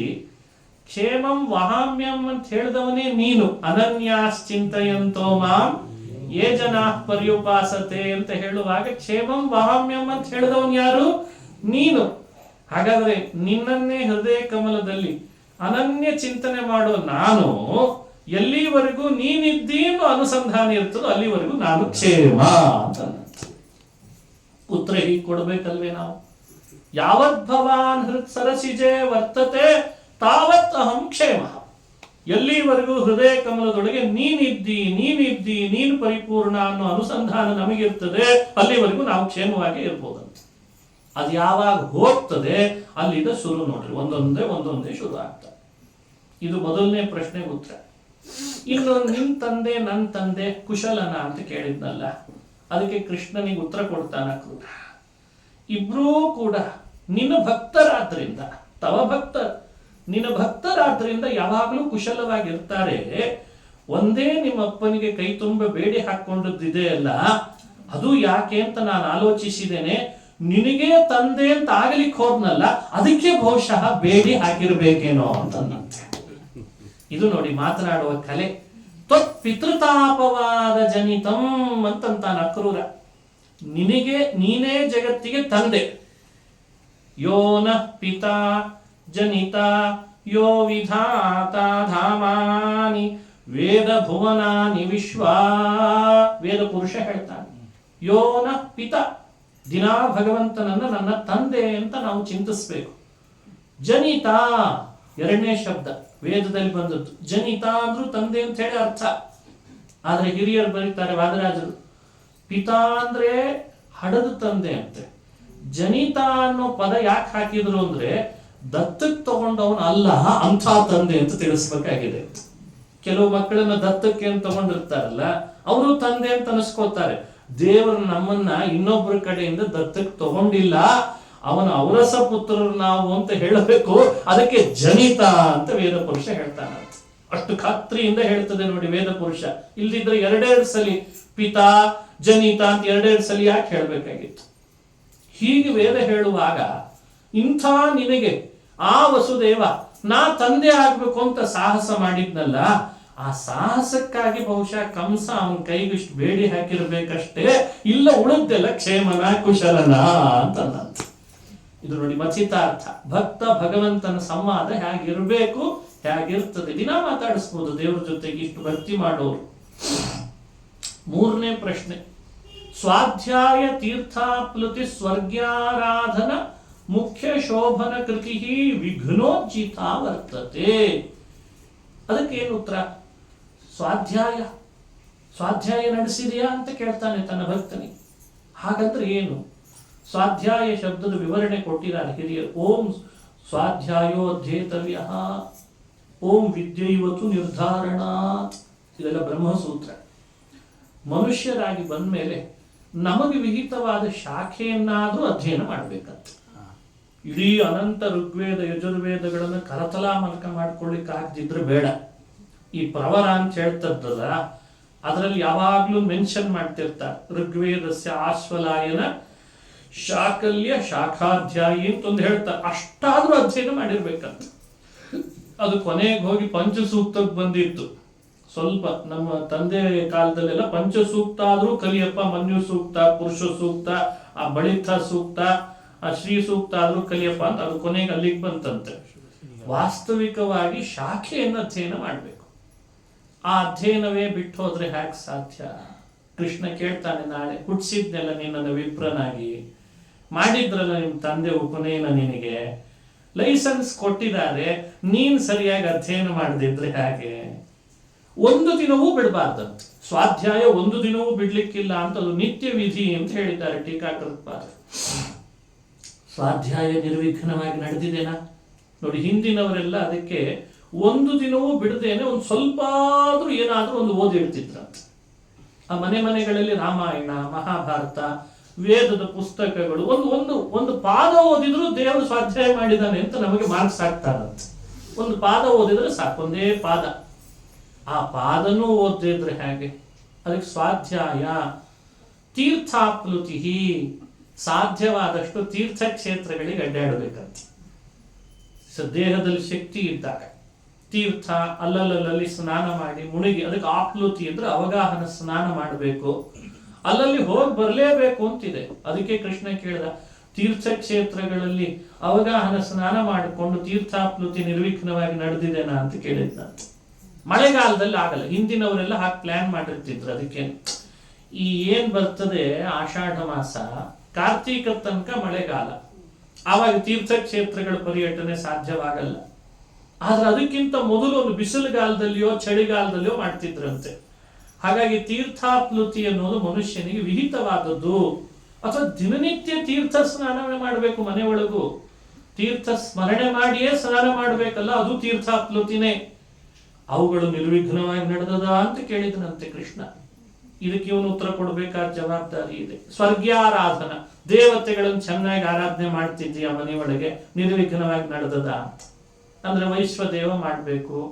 ದೇವತೆಗಳನ್ನ ದೇಹದೊಳಗೆ ಎಲ್ಲೆಲ್ಲಿ ಯಾರ್ಯಾರು ಅಭಿಮಾನಿಗಳಿದ್ದಾರೆ ಅಂತ ತತ್ವಗಳ ನ್ಯಾಸ ಮಾಡಬೇಕು. ಇವುಗಳನ್ನೆಲ್ಲ ನಿರ್ವಿಘ್ನವಾಗಿ ನಡೆಸಿದೀಯಾ ಅಂತ ಕೇಳಿದ್ನಂತೆ. ಇದನ್ನು ಕೇಳಿದ್ರೆ ಉತ್ತರ ಹ್ಯಾಕ್ ಕೊಡ್ಬೇಕು ನೋಡಿ ಅಕ್ರೂರರಿಗೆ. ಒಂದೊಂದಕ್ಕೆ ಉತ್ತರ ಕೊಡ್ತಾನೆ. ಸ್ವಾಧ್ಯಾಯ, ಕೃಷ್ಣ ಸ್ವಾಧ್ಯಾಯ ನನ್ನಿಂದ ನಡೆದಿದೆ ಅಂದ. ಸ್ವಾಧ್ಯಾಯ ಹೇಗೆ ನಡೆದಿದೆ ಅಂತ ಉತ್ತರ ಕೊಡ್ತೀವಿ. ಮನುಷ್ಯ ದಿನಾ ಸ್ವಾಧ್ಯಾಯ ಮಾಡ್ತಾ ಇದ್ರೆ ಭಗವಂತನ ದರ್ಶನವೇ ಅದಕ್ಕೆ ಫಲ ಅಂತ. ದೇವರ ಮಾತುಗಳು ಕಿವಿಗೆ ಕೇಳಿಸ್ತಾವಂತೆ ಸ್ವಾಧ್ಯಾಯ ಮಾಡುವವನಿಗೆ. ಅದಕ್ಕೆ ಈತ ಹೇಳ್ದ, ಇವತ್ತು ನಿನ್ನ ಮಾತು ಕಿವಿಗೆ ಬಿತ್ತಲ್ಲ, ನನಗೆ ಇಷ್ಟು ಪ್ರಶ್ನೆ ನೀ ನನ್ನ ಮುಂದೆ ಕೇಳಿಸಿದಿ, ಇದ್ರ ಹಿಂದೆ ನಾ ಮಾಡಿದ ಸ್ವಾಧ್ಯಾಯದ ಫಲವಾಗಿ ಇವತ್ತು ಸಿಕ್ಕಿದೆ, ಅದಕ್ಕೆ ನನಗೆ ಸ್ವಾಧ್ಯಾಯ ನಡೆದಿದೆ ಅಂತಂತ. ಅಲ್ಲೋ ತೀರ್ಥಾಪ್ಲುತಿ ಆಯ್ತೇನೋ. ಈಗ ತಾನೇ ಬರುವಾಗ ನಿನ್ ಮನೆ ವಿಳಾಸ ಕೇಳದೆ, ಅಲ್ಲಿದ್ದ ಗೋಪಾಲಕರು ಗೋಪಿಕೆಯರು ತೋರಿಸಿದ್ರು ನಿನ್ನ ಪಾದದ ಚಿಹ್ನೆಯನ್ನ. ಮೊದಲು ಹೊರಳಾಡಿಬಿಟ್ಟೆ. ಭಗವಂತನ ಪಾದ ಅಲ್ಲೇ ತೀರ್ಥಗಳೆಲ್ಲ ಉದ್ಭವಿಸ್ತಾವೆ, ಅದಕ್ಕೆ ತೀರ್ಥ ಸ್ನಾನ ಮಾಡಿಯೇ ಬಂದಿದ್ದೇನೆ ಅಂತ. ತೀರ್ಥಾಪ್ಲುತಿ ಅಂದ್ರೆ ಈ ಉತ್ತರ ಕೊಟ್ಟ. ಇನ್ನೊಂದು ಪ್ರಶ್ನೆ ಕೇಳಿದ್ದ, ದೇವತೆಗಳ ಆರಾಧನೆ ನಡೆಸ್ತಾ ಇದ್ದೀಯಾ ಸ್ವಾಮಿ? ಆ ಆರಾಧನೆ ನಡೆಸಿದ್ದಕ್ಕೆ ಇವತ್ತು ನಿನ್ನ ಅಂಗದ ಆಲಿಂಗನ ಸಿಕ್ಕಿದೆ ಅಂತ ಉತ್ತರ ಕೊಟ್ಟ. ಯಾಕಂದ್ರೆ ದೇವತೆಗಳೆಲ್ಲ ಎಲ್ಲಿಂದ ಹುಟ್ಟಿದ್ದು? ಭಗವಂತನ ಅಂಗಾಂಗಗಳಿಂದ. ಚಂದ್ರಮ ಮನಸೋ ಜಾತಃ ಚಕ್ಷೋ ಸೂರ್ಯೋ ಅಜಾಯತ. ಹಾಗಾದ್ರೆ ಅಂಗಗಳೆಲ್ಲ ಭಗವಂತನ ಅಂಗ, ದೇವತೆಗಳ ಉತ್ಪತ್ತಿ ಸ್ಥಾನ. ಅಷ್ಟು ದೇವತೆಗಳು ಆರಾಧಿಸಿದ್ದಕ್ಕೆ ಇವತ್ತು ನಿನ್ನ ಅಂಗಾಂಗದ ಸ್ಪರ್ಶ ನನಗೆ ಸಿಕ್ತಲ್ಲ, ಅದು ದೇವತೆಗಳ ಆರಾಧನೆಯ ಫಲ ಅಂತ ಉತ್ತರ ಕೊಟ್ಟ. ಅಲ್ಲೋ ಮೋಕ್ಷಕ್ಕೆ ಹೋಗ್ಲಿಕ್ಕೆ ಏನಾದ್ರೂ ದಾರಿ ಹುಡುಕೊಂಡಿದ್ದೇನೋ ಅಂತ ಕೇಳಿದ್ನಂತ. ಅದಕ್ಕೆ ಹೇಳ್ತಾನ ಕ್ರೂರ, ಕೃಷ್ಣ ನೀಟ್ ಕೂಡುವ ತೂಗುಯಾಲೆಯ ಹತ್ತಿರದಲ್ಲೇ ನಾನು ಕೂಡಿಸ್ಕೊಂಡಿದ್ನಲ್ಲ, ಮೋಕ್ಷನೇ ಸಿಕ್ಕಾಯ್ತು ಅಂತ ನನಗೆ. ಯಾಕೆಂದ್ರೆ ಮೋಕ್ಷದಲ್ಲಿ ಪ್ರಭೇದ ಇದೆ ಅಂತ ಹಿರಿಯರು ಹೇಳ್ತಾರೆ. ಒಂದು ಸಾಯುಜ್ಯ, ಸಾಮೀಪ್ಯ 2, ಸಾರೂಪ್ಯ, ಸಾಲೋಕ್ಯ ಅಂತ. ಸಹ ಅವಲೋಕನ, ಸಾರೂಪ್ಯ ಅಂದ್ರೆ ಭಗವಂತನ ಸ್ವರೂಪತೆ ಪಡೆಯೋದು, ಸಾಮೀಪ್ಯ ಅಂದ್ರೆ ಅವನ ಹತ್ತಿರದಲ್ಲಿರೋದು, ಸಾಯುಜ್ಯ ಅದು ಚತುರ್ಮುಖ ಬ್ರಹ್ಮನಿಗೆ ಮಾತ್ರ ಇರಲಿ. 4 ಥರದ ಮೋಕ್ಷದೊಳಗೆ ಸಾಮೀಪ್ಯ ಅಂತ ಒಂದು ಮೋಕ್ಷವನ್ನು ಹೇಳ್ತಾರೆ ಹಿರಿಯರು. ದೇವರೇ, ಇಷ್ಟು ಹತ್ರ ತೂಗುಯಾಲೆಯಲ್ಲಿ ನೀ ಕೂಡಿಸ್ಕೊಂಡ ಮೇಲೆ ನಂಗೆ ಮೋಕ್ಷ ಸಿಕ್ಕಾಯ್ತು, ಇನ್ನೇನ್ ನಾನು ಮಾಡ್ಬೇಕಿದೆ ಅಂತ ಅನ್ನತ್ತೆ. ಹೀಗೆ ಪ್ರತಿ ಪ್ರಶ್ನೆಗೆ ಪ್ರತಿ ಉತ್ತರಗಳು ಅಕ್ರೂರ ಕೊಟ್ಟ ಮೇಲೆ ಕೊನೆಗಂದ, ನೀನು ಲೋಕ ಶಿಕ್ಷಣಕ್ಕಾಗಿ ಸರ್ವಜ್ಞನಾದರೂ ಪ್ರಶ್ನಿಸಿದಿ, ನಿನ್ನ ಈ ವಿಡಂಬನೆಗೆ ಅನುಗುಣ ನಾನು ಭಕ್ತನಾಗಿ ಉತ್ತರ ಕೊಟ್ಟಿದ್ದೇನೆ, ತಪ್ಪಿದ್ರೆ ಕ್ಷಮಿಸ್ಬಿಡು ಅಂತ ಕೇಳಿಬಿಟ್ಟಿದ್ದ. ಹೀಗೆ ರಾಜರು ಅಕ್ರೂರ ಕೃಷ್ಣನ ಸಂವಾದವನ್ನು ವರ್ಣಿಸಿದ್ದು ಇಲ್ಲಿ ಅನುಸಂಧಾನಕ್ಕೆ ಬರಬೇಕು. ಆಮೇಲೆ ಕಂಸನ್ ಬಗ್ಗೆ ವಿವರಣೆ ಕೊಟ್ಟ. ಆಯ್ತು ಹೊರಡೋಣ ಹಾಗಾದ್ರೆ ಅಂತ ಬೆಳಗ್ಗೆ ಬೇಗ ಹೊರಡೋಣ ಅಂದ. ಯಾಕೆಂದ್ರೆ ಗೋಪಿಕೆಯರು ಅಡ್ಡಗಡ್ತಾರೆ, ಬಿಡ್ಲಾರು ನನ್ನನ್ನು ಇಲ್ಲಿದ, ಅಷ್ಟರಲ್ಲಿ ನಾವು ಹೊರಟು ಬಿಡೋಣ ಅಂತ. ರಥ ಬಂದಾಗ್ಲೇ ಯೋಚನೆ ಮಾಡಿದ್ರಂತೆ ಎಲ್ಲ ಗೋಪಿಕಾ ಸ್ತ್ರೀಯರು. ಎಲ್ಲೋ ಹೊರಡ್ತಾನೆ ಕೃಷ್ಣ, ಯಾರೋ ಬಂದಿದ್ದಾರೆ ಕೃಷ್ಣನ್ ಕರ್ಕೊಂಡು ಹೋಗ್ಲಿಕ್ಕೆ, ನಗರಕ್ಕೆ ಹೋದ್ರೆ ಹಳ್ಳಿ ಜನಗಳನ್ನು ಮರ್ತು ಬಿಡ್ತಾನೆ ನೀವನು ಅಂತ ರಾತ್ರಿನೇ ಬಂದು ದಾರಿಯಲ್ಲಿ ಮಲಗಿದ್ರಂತೆ ಪಾಪ. ನಸುಕಿನಲ್ಲಿ ಹೊರಟ್ರೆ ಕೃಷ್ಣನನ್ನ ಎಲ್ಲರೂ ತಡೀತಾರೆ, ಬೇಡ ಬೇಡ ಹೋಗ್ಬೇಡ ಅಂತ. ಭಗವಂತ ಅವರನ್ನ ಸಮಾಧಾನ ಪಡಿಸಿ ಅಲ್ಲಿಂದ ಹೊರಟ ಅಂತ ಕಥೆ ಭಾಗವತದಲ್ಲಿ ಬರ್ತದೆ. ಆ ಕಥೆಯನ್ನೆಲ್ಲ ಗೋಪಾಲದಾಸರು ಬಹಳ ಚೆನ್ನಾಗಿ ಹೋಗಿ ಬರುವೆ ಗೋಪ ನಾಗವೇಣಿಯರೇ ಚೆನ್ನಾಗಿ ಮಮತೆ ಪೂರ್ಣವಾಗಿ ಇರಲಿ. ಏನು ಅದ್ಭುತ ಗೋಪಾಲದಾಸರು. ಕಾರ್ಯವೇ ಮುಖ್ಯವಲ್ಲವೇ, ಎಲ್ಲಿ ನೋಡಿದರ ನಾನು ಅಲ್ಲಿರುವೆ ಅಂತ ಭಗವಂತ. ನಾನು ಇಲ್ಲೇ ಇದ್ದೇನೆ ಅಂತ ಯಾಕೆ ಭಾವಿಸ್ತೀರಿ, ಅಲ್ಲಿಲ್ಲ ಅಂತ ಯಾಕೆ ಭಾವಿಸ್ತೀರಿ? ಎಲ್ಲಿ ನೋಡಿದರಲ್ಲಿ ನಾನಿದ್ದೇನೆ. ನಾನಿಲ್ಲದಿಹ ಸ್ಥಳ, ನಾನಿಲ್ಲದೆ ಇರುವ ಸ್ಥಳ ಅಂತ ಯಾವುದಿದೆ? ನನ್ನನ್ನು ಇಲ್ಲಿ ಮಾತ್ರ ಕಾಣ್ತೇನೆ ಅಂದ್ರೆ ನನ್ನ ಭಕ್ತರಾಗಲಾರ್ರಿ. ಆದ್ರೆ ಕಾರ್ಯ ಬಹಳ ಮುಖ್ಯವಾದದ್ದಿದೆ, ಮತ್ತೆ ನಾನು ಬರ್ತೇನೆ ಅಂತ ಹೋಗಿ ಬರುವೆ ಗೋಪ ನಾಗವೇಣಿಯರೇ ಅಂತ ದಾಸರು. ಇಷ್ಟು ಅವರಿಗೆ ಸಮಾಧಾನ ಪಡಿಸಿ ಹೊರಟನಂತೆ ಕೃಷ್ಣ. ಹೊರಟಾಗ ಅಕ್ರೂರನ ರಥದಲ್ಲಿ ಕೃಷ್ಣ ಬಲರಾಮರು ಕುಳಿತಿದ್ದಾರೆ. ಹೊರಗಬೇಕಾದ್ರೆ ಮಥುರಾ ಪಟ್ಟಣಕ್ಕೆ ಯಮುನಾ ನದಿಯ ಹತ್ರನೇ ಸಾಗಬೇಕು, ದಾರಿಯ ಹತ್ರನೇ ಇತ್ತು. ಆಗ ಕೃಷ್ಣನಿಗೆ ಅಕ್ರೂರ ಅಂದ, ಕೃಷ್ಣ ನಿನ್ನ ದಾಸ ನಾನು, ಆದ್ರೆ ಸೂರ್ಯೋದಯ ಆಗ್ತಾ ಇದೆ, ಅರ್ಘ್ಯ ಕೊಡದೆ ಇರಬಾರ್ದು, ಹಾಗಾಗಿ ಅರ್ಘ್ಯ ಕೊಟ್ಟು ಬರ್ತೇನೆ, ಅನುಮತಿ ಕೊಡು ಅನ್ನಂತೆ. ವಾದರಾಜರಂತಾರೆ, ಭಕ್ತೋ ನಾಮ ಸಯೇವಯ ಕರಗತೆ ಕೃಷ್ಣೇಪಿ. ಶ್ರೀಕೃಷ್ಣ ರಥದಲ್ಲಿ ಕುಳಿತಿದ್ದಾನೆ, ಆದರೂ ಕೂಡ ಅಕ್ರೂರ ನಿತ್ಯ ಕರ್ಮಾನುಷ್ಠಾನಕ್ಕೆ ಅವಕಾಶ ಕೊಡು ಅಂತ ಕೇಳಿದ್ನಲ್ಲ, ನಿಜ ಭಕ್ತ ಅಂತ ಕರೀತಾರೆ. ಭಕ್ತೋ ನಾಮ ಸಯೇವ. ಭಗವದ್ ಭಕ್ತರು ಅಂದ್ರೆ ಆಚರಣೆ ಅನುಷ್ಠಾನ ಕರ್ಮಗಳನ್ನ ಮೀರಿ ನಡೆಯೋರು ಅಂತ ಭಾವಿಸಬಾರ್ದು. ಅದೆಲ್ಲ ಇಲ್ಲ. ಅದು ಆಮೇಲೆ ಯಾರ್ಯಾರೋ ಏನೇನೋ ಹೇಳಿ ಜಗತ್ತಿಗೆ ಮೋಹ ಮಾಡ್ಲಿಕ್ಕೆ ಶುರು ಮಾಡಿದ್ದಾರೆ. ಏನೂ ಮಾಡಬೇಡ್ರಿ, ದೇವ್ರ ನಾಮ ಹೇಳ್ತಾ ಇದ್ ಬಿಡ್ರಿ ಅಂತಾರೆ ಕೆಲವರು. ಅಲ್ಲ, ದೇವ್ರ ನಾಮ ಹೇಳ್ತಿರ್ರಿ, ಏನೋ ಮಾಡಬೇಡ್ರಿ ಅಂದ್ರಿ ಏನರ್ಥ? ಏನೋ ಮಾಡಬೇಡ್ರಿ ಅಂತ ಜಗತ್ತಿಗೆ ಭ್ರಮೆ ಹುಟ್ಟಿಸೋದು, ಅಂಥವೆಲ್ಲ ಮಾಡಬಾರ್ದು. ಅದನ್ನು ಕೃಷ್ಣನೇ ಗೀತೆಯಲ್ಲಿ ಹೇಳಿದ, ನ ಬುದ್ಧಿ ಭೇದಂ ಜನಯೇತ್ ಅಜ್ಞಾನಾಂ ಕರ್ಮ ಸಂಗಿನಾಂ. ಅವರವರು ವಿಹಿತ ಕರ್ಮಗಳನ್ನು ಅನುಷ್ಠಾನ ಮಾಡ್ತಾ ದೇವರ ನಾಮಸ್ಮರಣೆ ನಿರಂತರ ಮಾಡಬೇಕೇ ಹೊರತು ಅವುಗಳನ್ನು ಬಿಟ್ಟು ಇದನ್ನು ಮಾತ್ರ ಮಾಡ್ತೀನಿ ಅಂತ ಅನ್ಬಾರ್ದು. ಇದಕ್ಕೆ ಅಕ್ರೂರನೇ ನಿದರ್ಶನ. ರಥದಲ್ಲೇ ಕೂತರು ಕೃಷ್ಣನಿಗೆ ಅನುಮತಿ ಕೇಳ್ತಾನೆ, ನಾನು ಸಂಧ್ಯೆ ಮಾಡಿ ಬರ್ತೀನಿ, ಹೋಗು ಅಂತ. ಸರಿ ಅಂತ ಯಮುನೆಯಲ್ಲಿ ಮುಳುಗಿದ. ದಿನಾ ಸಂಕರ್ಷಣ ಮಂತ್ರವನ್ನು ಉಪಾಸನೆ ಮಾಡ್ತಿದ್ದ ಆತ. ನಮಸ್ಕಾರ ಮಾಡಿ ಹೊರಟು ಯಮುನೆಯಲ್ಲಿ ಅವಗಾಹನ ಮಾಡಿದಾನೆ. ಅವತ್ತಿನ ಸ್ನಾನ ಮಾಡುವಾಗ ದಿನಾ ಕಾಣುತ್ತಿದ್ದುದು ಶೇಷನ ಹೆಡೆ ಮಾತ್ರ. ಅವತ್ತವನಿಗೆ ಶೇಷನ ಕೆಳಭಾಗದಲ್ಲಿ ಶೇಷಶಾಹಿಯಾದ ಕೃಷ್ಣನೇ ಕಂಡಂತೆ. ಮೇಲ್ಗಡೆ ಹೆಡೆ, ಕೆಳಗಡೆಯಲ್ಲಿ ಕೃಷ್ಣ. ಕುತೂಹಲ ಆಯ್ತು. ಈಗ ತಾನೇ ಅಲ್ಲಿ ಕೂಡಿಸಿ ಬಂದಿದ್ದೆ, ಇಲ್ಲಿ ಯಾಕೆ ಬಂದ ಇವ ಅಂತ. ರಥದಲ್ಲಿ ಇದ್ದವನು ಬಂದಲ್ಲ ಅಂತ ಎದ್ದು ದಡದ ಹತ್ರ ಬಂದು ಮೆಲ್ಲನೆ ನೋಡ್ತಾನೆ, ರಥದಲ್ಲೇ ಕೂತಿದ. ಅರೆ ನೀರಿಗೆ ಬಂದಿದ್ನಲ್ಲ ಅಂತ ಪುನಃ ನೀರಿಗೆ ಮುಳುಗಿದ. ಅಲ್ಲಿ ಮುಳುಗಿದ್ರೆ ಅಲ್ಲಿ ನೋಡ್ತಾನೆ, ಅಲ್ಲೇ ಇದ್ದಾನೆ. ನಿಮಜ್ಯ ತಸ್ಮಿನ್ ಸಲಿಲೆ ಜಪನ್ ಬ್ರಹ್ಮ ಸನಾತನಂ ತಾವೇವ ದೃಶೆ ಅಕ್ರೂರೋ ರಾಮಕೃಷ್ಣೌ ಸಮನ್ವಿತೌ. ಅಲ್ಲಿಯೂ ಮತ್ತೆ ನೋಡ್ತಾನೆ, ಇದೇನು ಆಶ್ಚರ್ಯ. ರಥದಲ್ಲಿಯೂ ಇದ್ದಾನೆ, ರಥದಿಂದ ಮತ್ತೆ ಈ ಕಡೆ ಬಂದು ನೀರಿನಲ್ಲಿ ಮುಳುಗಿ ನೋಡಿದ್ರು ಅಲ್ಲಿಯೂ ಇದ್ದಾನೆ. ಆಗ ಅಕ್ರೂರನಿಗೆ ಅರ್ಥ ಆಯ್ತು, ದಿನಾ ನಾನು ಉಪಾಸನೆ ಮಾಡ್ತಾ ಇದ್ದ ಶ್ರೀಹರಿ ಕೃಷ್ಣನೇ, ಆತ ಬೇರೆ ಅಲ್ಲ ಅಂತ ಸ್ತೋತ್ರ ಮಾಡಿದ್ದಂತೆ.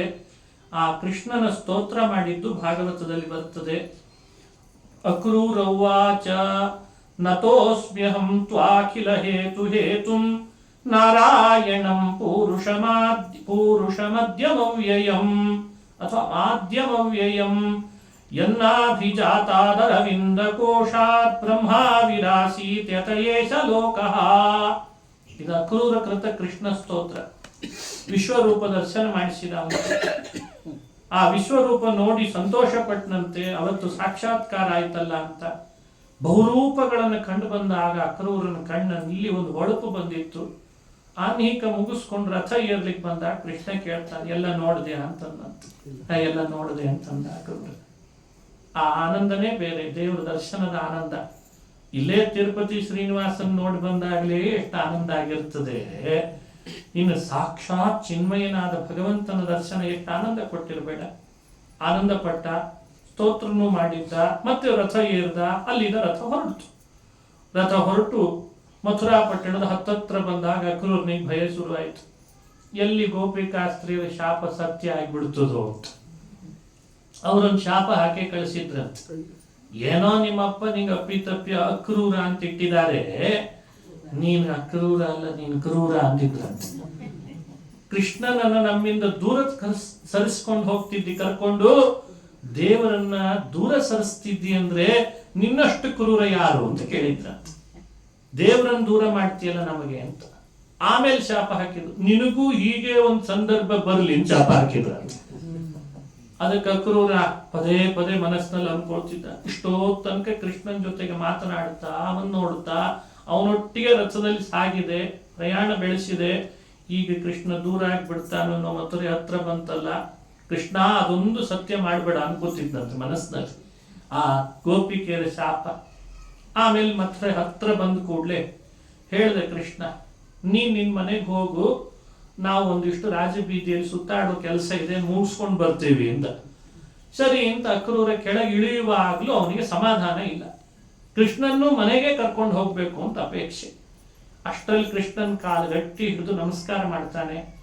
ಕೃಷ್ಣನಿಗೆ ಪ್ರಾರ್ಥನೆ ಮಾಡ್ತಾನೆ, ನಿನಗೆ ವರ ಕೊಡ್ತೇನೆ, ಏನಾದ್ರೂ ಕೇಳ್ಕೊ ಅಂತ ಅನ್ನಂತೆ. ರಾಜರು ಬಹಳ ಶ್ಲೋಕಗಳನ್ನು ಮಾಡಿದ್ದಾರೆ, ಒಂದೆರಡು ಮಾತ್ರ ಹೇಳಿ ಮುಂದೆ ಹೋಗೋಣ. ಅಕ್ರೂರ ಉವಾಚ, ಭಾಗವತದಲ್ಲಿ ಇದ್ದದ್ರದೇ ಸಾರ ಅದು. ಏನೇನು ಕೇಳ್ಕೊಂಡ ಅಕ್ರೂರ ಕೃಷ್ಣನ ಹತ್ರ ಅಂತ. ಸಂಸಾರ ಸಾರ ಸಿಂಧೋ ಜನಿ ಮರಣ ಜರಾದ್ಯೂರ್ಮಿಭಿರ್ಬಾಧಿತಾನಾಂ ದಾರಾಗಾರಾದಿಭಾರಾಃ ಕಿಮಿಹ ಸುಖಕರಾಃ ಪ್ರೇಮ ಪಾಶೈರ್ನಿಬದ್ಧಾಃ ಕೃಷ್ಣ ತ್ವತ್ಪಾದಪೋತಂ ಪ್ರದಿಶ ತದನಿಶಂ ಸತ್ಪತಾಕಂ ಸಕೇತುಂ ರಮ್ಯಂ ಕರ್ಮಂದಿಗಮ್ಯಂ ಭವಜಲಧಿ ಭವತ್ಸ್ವೇದ ವಿಚ್ಛೇದ ಹೇತುಂ. ಇದು ಮೊದಲನೇ ವರ. ಹೇ ಕೃಷ್ಣ, ನಾನು ನಿನ್ನನ್ನ ಪ್ರಾರ್ಥಿಸೋದಿಷ್ಟೇ, ನನಗೊಂದು ದೋಣಿ ಕೊಡು ಅಂತ ಕೇಳಿದ್ದಂತೆ. ದೋಣಿ ಹಾಕ್ಬೇಕು ಅಂತಾನೆ ಕೃಷ್ಣ. ಏನೋ ಕೇಳ್ತಿ ಅಂತ ಅನ್ಕೊಂಡಿದ್ದೆ, ಹೋಗಿ ಹೋಗಿ ದೋಣಿ ಕೇಳ್ತಿದ್ಯಲ್ಲ, ಯಾಕೆ ಬೇಕು? ಅದಕ್ಕೆ ಅಕ್ರೂರ ಹೇಳ್ದ, ದೊಡ್ಡ ಸಮುದ್ರ ದಾಟ್ಬೇಕಿದೆ, ಅದಕ್ಕೆ ದೋಣಿ ಕೊಡು ಅಂತಂದ. ಅದೇನಂಥ ದೊಡ್ಡ ಸಮುದ್ರಪ್ಪ, ಯಾವ್ದದು? ಸಂಸಾರ ಸಾರ ಸಿಂಧೋ ಅಸಾರ ಸಿಂಧೋ ಸಂಸಾರ ಸಾರ ಸಿಂಧು. ಏನೇನು ಸಾರ ಇಲ್ಲ ಇಲ್ಲಿ, ಯಾವ ವಿಷಯದಲ್ಲಿಯೂ ಸಾರ ಇಲ್ಲ, ಹೆಸರಿಗೆ ಮಾತ್ರ ಸಂಸಾರ ಅಂತ ಇಟ್ಟಿದ್ದಾರೆ. ಅಸಾರ ಸಮುದ್ರ ಅಂದ್ರೆ ಸಂಸಾರ. ಇದನ್ನು ದಾಟಬೇಕಿದೆ ಅಲ್ಲ ಕೃಷ್ಣ, ನಾನು ಅದಕ್ಕೆ ದೋಣಿ ಬೇಕು ನನಗೆ ಅಂತ ಕೃಷ್ಣ ಕೇಳ್ದ.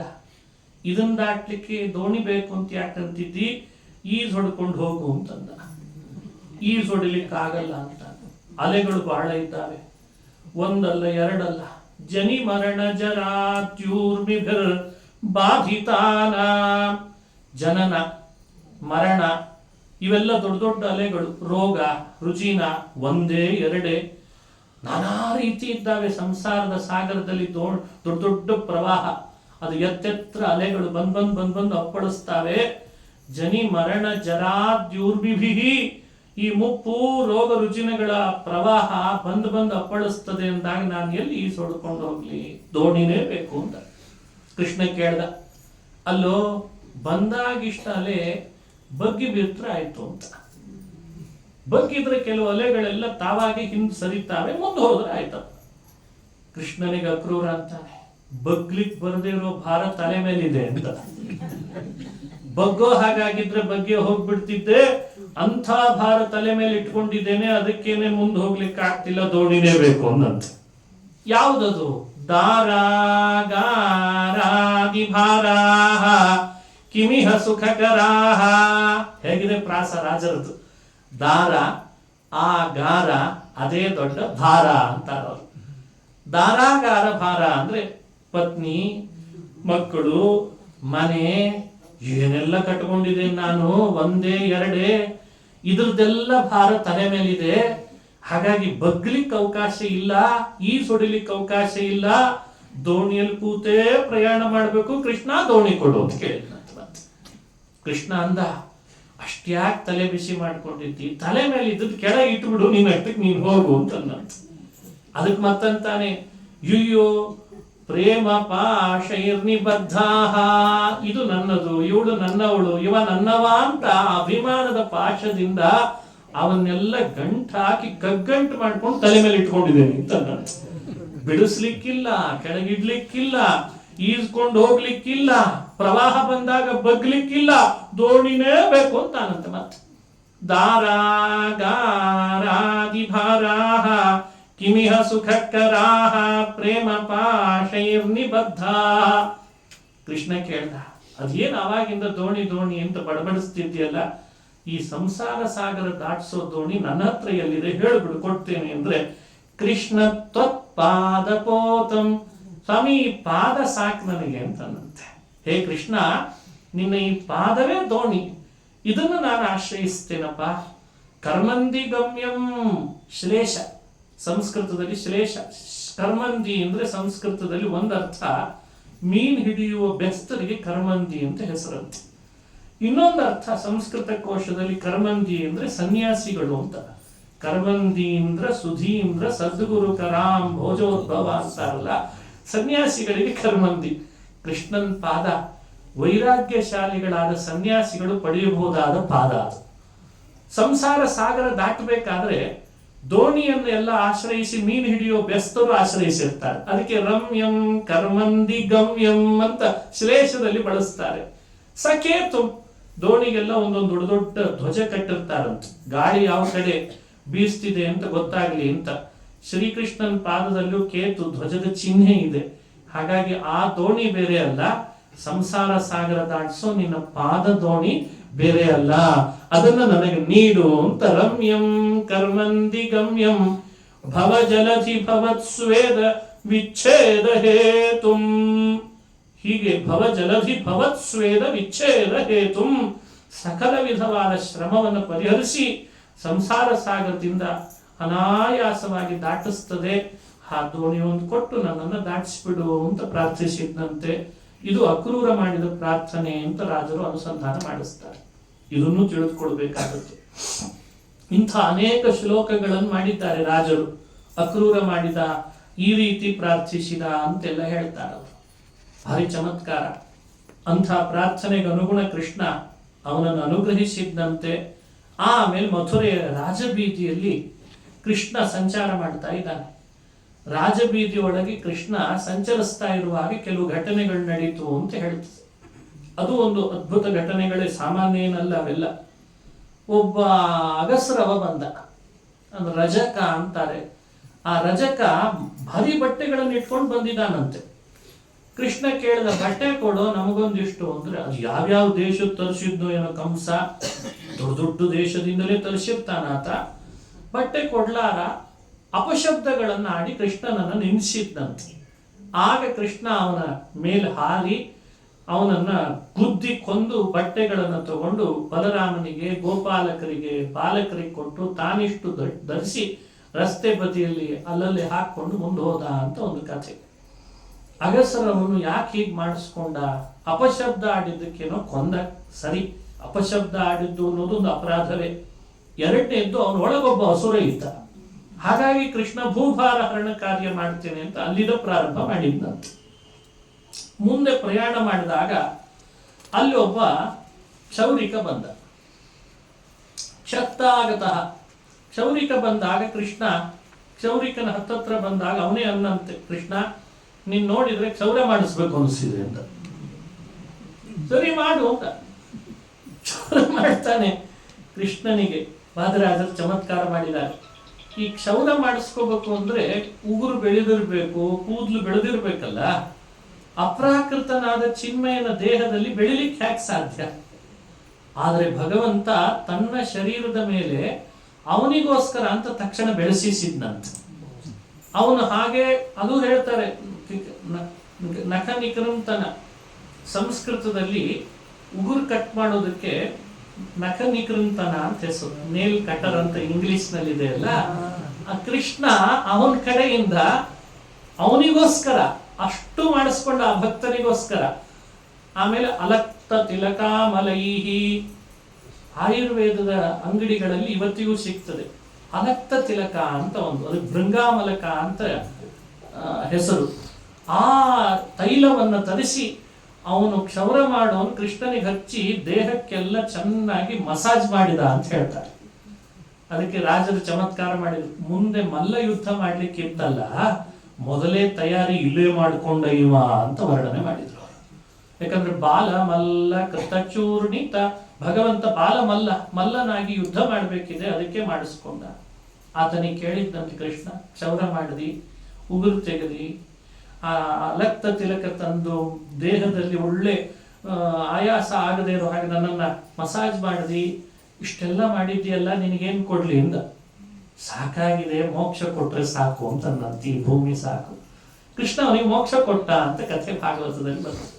ಭಗವತ್ಪಾದರ ತಾತ್ಪರ್ಯ ನಿರ್ಣಯದಲ್ಲಿ ಹೇಳ್ತಾರೆ, ಇವನಿಗೆ ಮೋಕ್ಷ ಕೊಟ್ಟ ಅಂದಾಗ ಸ್ಪಷ್ಟಪಡಿಸಿದ್ರು, ಭಗವಂತ ಮೋಕ್ಷವನ್ನ ಇಂಥವರಿಗೆ ಮಾತ್ರ ಮೀಸಲು ಅಂತ ಮಾಡಿಲ್ಲ, ಕ್ಷೌರಿಕನಿಗೂ ಕೃಷ್ಣ ಮೋಕ್ಷ ಕೊಟ್ಟಿದ್ದಾನೆ ಅಂತ ಉದಾಹರಣೆ ಕೊಟ್ಟಿದ್ದಾರೆ.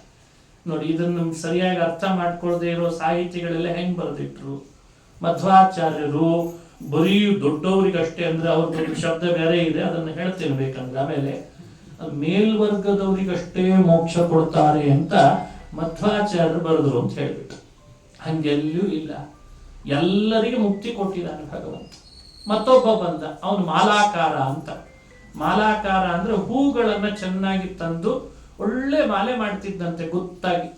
ಆ ಮಾಲೆ ಮಾಡ್ತಿದ್ದವನಿಗೆ ಆಸೆ ಆಯ್ತು, ಕೃಷ್ಣನ್ ನೋಡಿ, ಕೃಷ್ಣ ನಿನಗೆ ನಾನು ಮಾಲೆ ಹಾಕ್ಬೋದಾ ಅಂತ ಹತ್ರ ಬಂದು ಕೇಳಿದ್ದಂತೆ. ಅವನಿಗೆ ಸುಧಾಮ ಅಂತ ಹೆಸರು. ಉತ್ತರಾರ್ಧದಲ್ಲಿ ಒಬ್ಬ ಬರ್ತಾನೆ ಕುಚೇಲ, ಅವನು ಸುಧಾಮ, ಅದು ಮಹಾಪ್ರಾಣ, ಇದು ಅಲ್ಪ ಪ್ರಾಣ. ಇವೆಲ್ಲ ಅರ್ಥ ಆಗಲ್ಲ ಈಗೆಲ್ಲ ಬಹಳ ಬುದ್ಧಿವಂತರು ಅನ್ಕೊಂಡೇವಲ್ಲ, ಮಹಾಪ್ರಾಣ ಅಲ್ಪ ಪ್ರಾಣ ಮರ್ತು ಬಿಟ್ಟಾರೆ ಈಗ. ಅವ್ರಿಗೆ ಏನೋ ಅರ್ಥ ಆಗ್ತದೆ, ಮಹಾಪ್ರಾಣ ಅಂದ್ರೆ ಗೊತ್ತಾಗಲ್ಲ. ಸುಧಾಮ ಬೇರೆ, ಸುಧಾಮ ಬೇರೆ. ಧಾಮ ಅಂದ್ರೆ ಮಾಲೆ, ಒಳ್ಳೆ ಮಾಲೆ ಮಾಡ್ತಾ ಇದ್ದಂಥವನು. ಅವನಿಗೆ ಭಗವಂತ ಕೇಳಿದ್ದ, ಏನೋ ಇಂಥ ಮಾಲೆ ಹಾಕಿದ್ದಿ, ಸುಗಂಧ ಭರಿತವಾಗಿದೆ, ನಿನಗೇನ್ ನಮಗೂ ಮೋಕ್ಷ ಕಳಿಸು ಅಂತಂದಂತೆ. ಸೋಪಿ ಮೋಕ್ಷಮವ, ಅವನು ಮೋಕ್ಷವನ್ನು ಪಡೆದ ಅಂತ ಕಥೆ.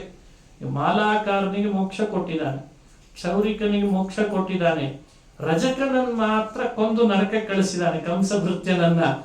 ಆಮೇಲೆ ಮುಂದೆ ಬಂದವಳು ಸೈರಂಧ್ರಿ ಅಂತ ಒಬ್ಳು ಬರ್ತಾಳೆ. ಅವಳು ರಾಜಬೀದಿಯಲ್ಲಿ ಬಂದ ತ್ರಿವಕ್ರೆ. ಅವಳ ಕಥೆನೂ ಬಹಳ ಅದ್ಭುತ. ನಾಳೆ ಅದನ್ನು ಮುಂದುವರಿಸೋಣ ಅಂತ ಹೇಳ್ತಾ, ಶ್ರೀಕೃಷ್ಣ ಅರ್ಪಣಮಸ್ತು. ಹರಯೇ ನಮಃ, ಹರಯೇ ನಮಃ.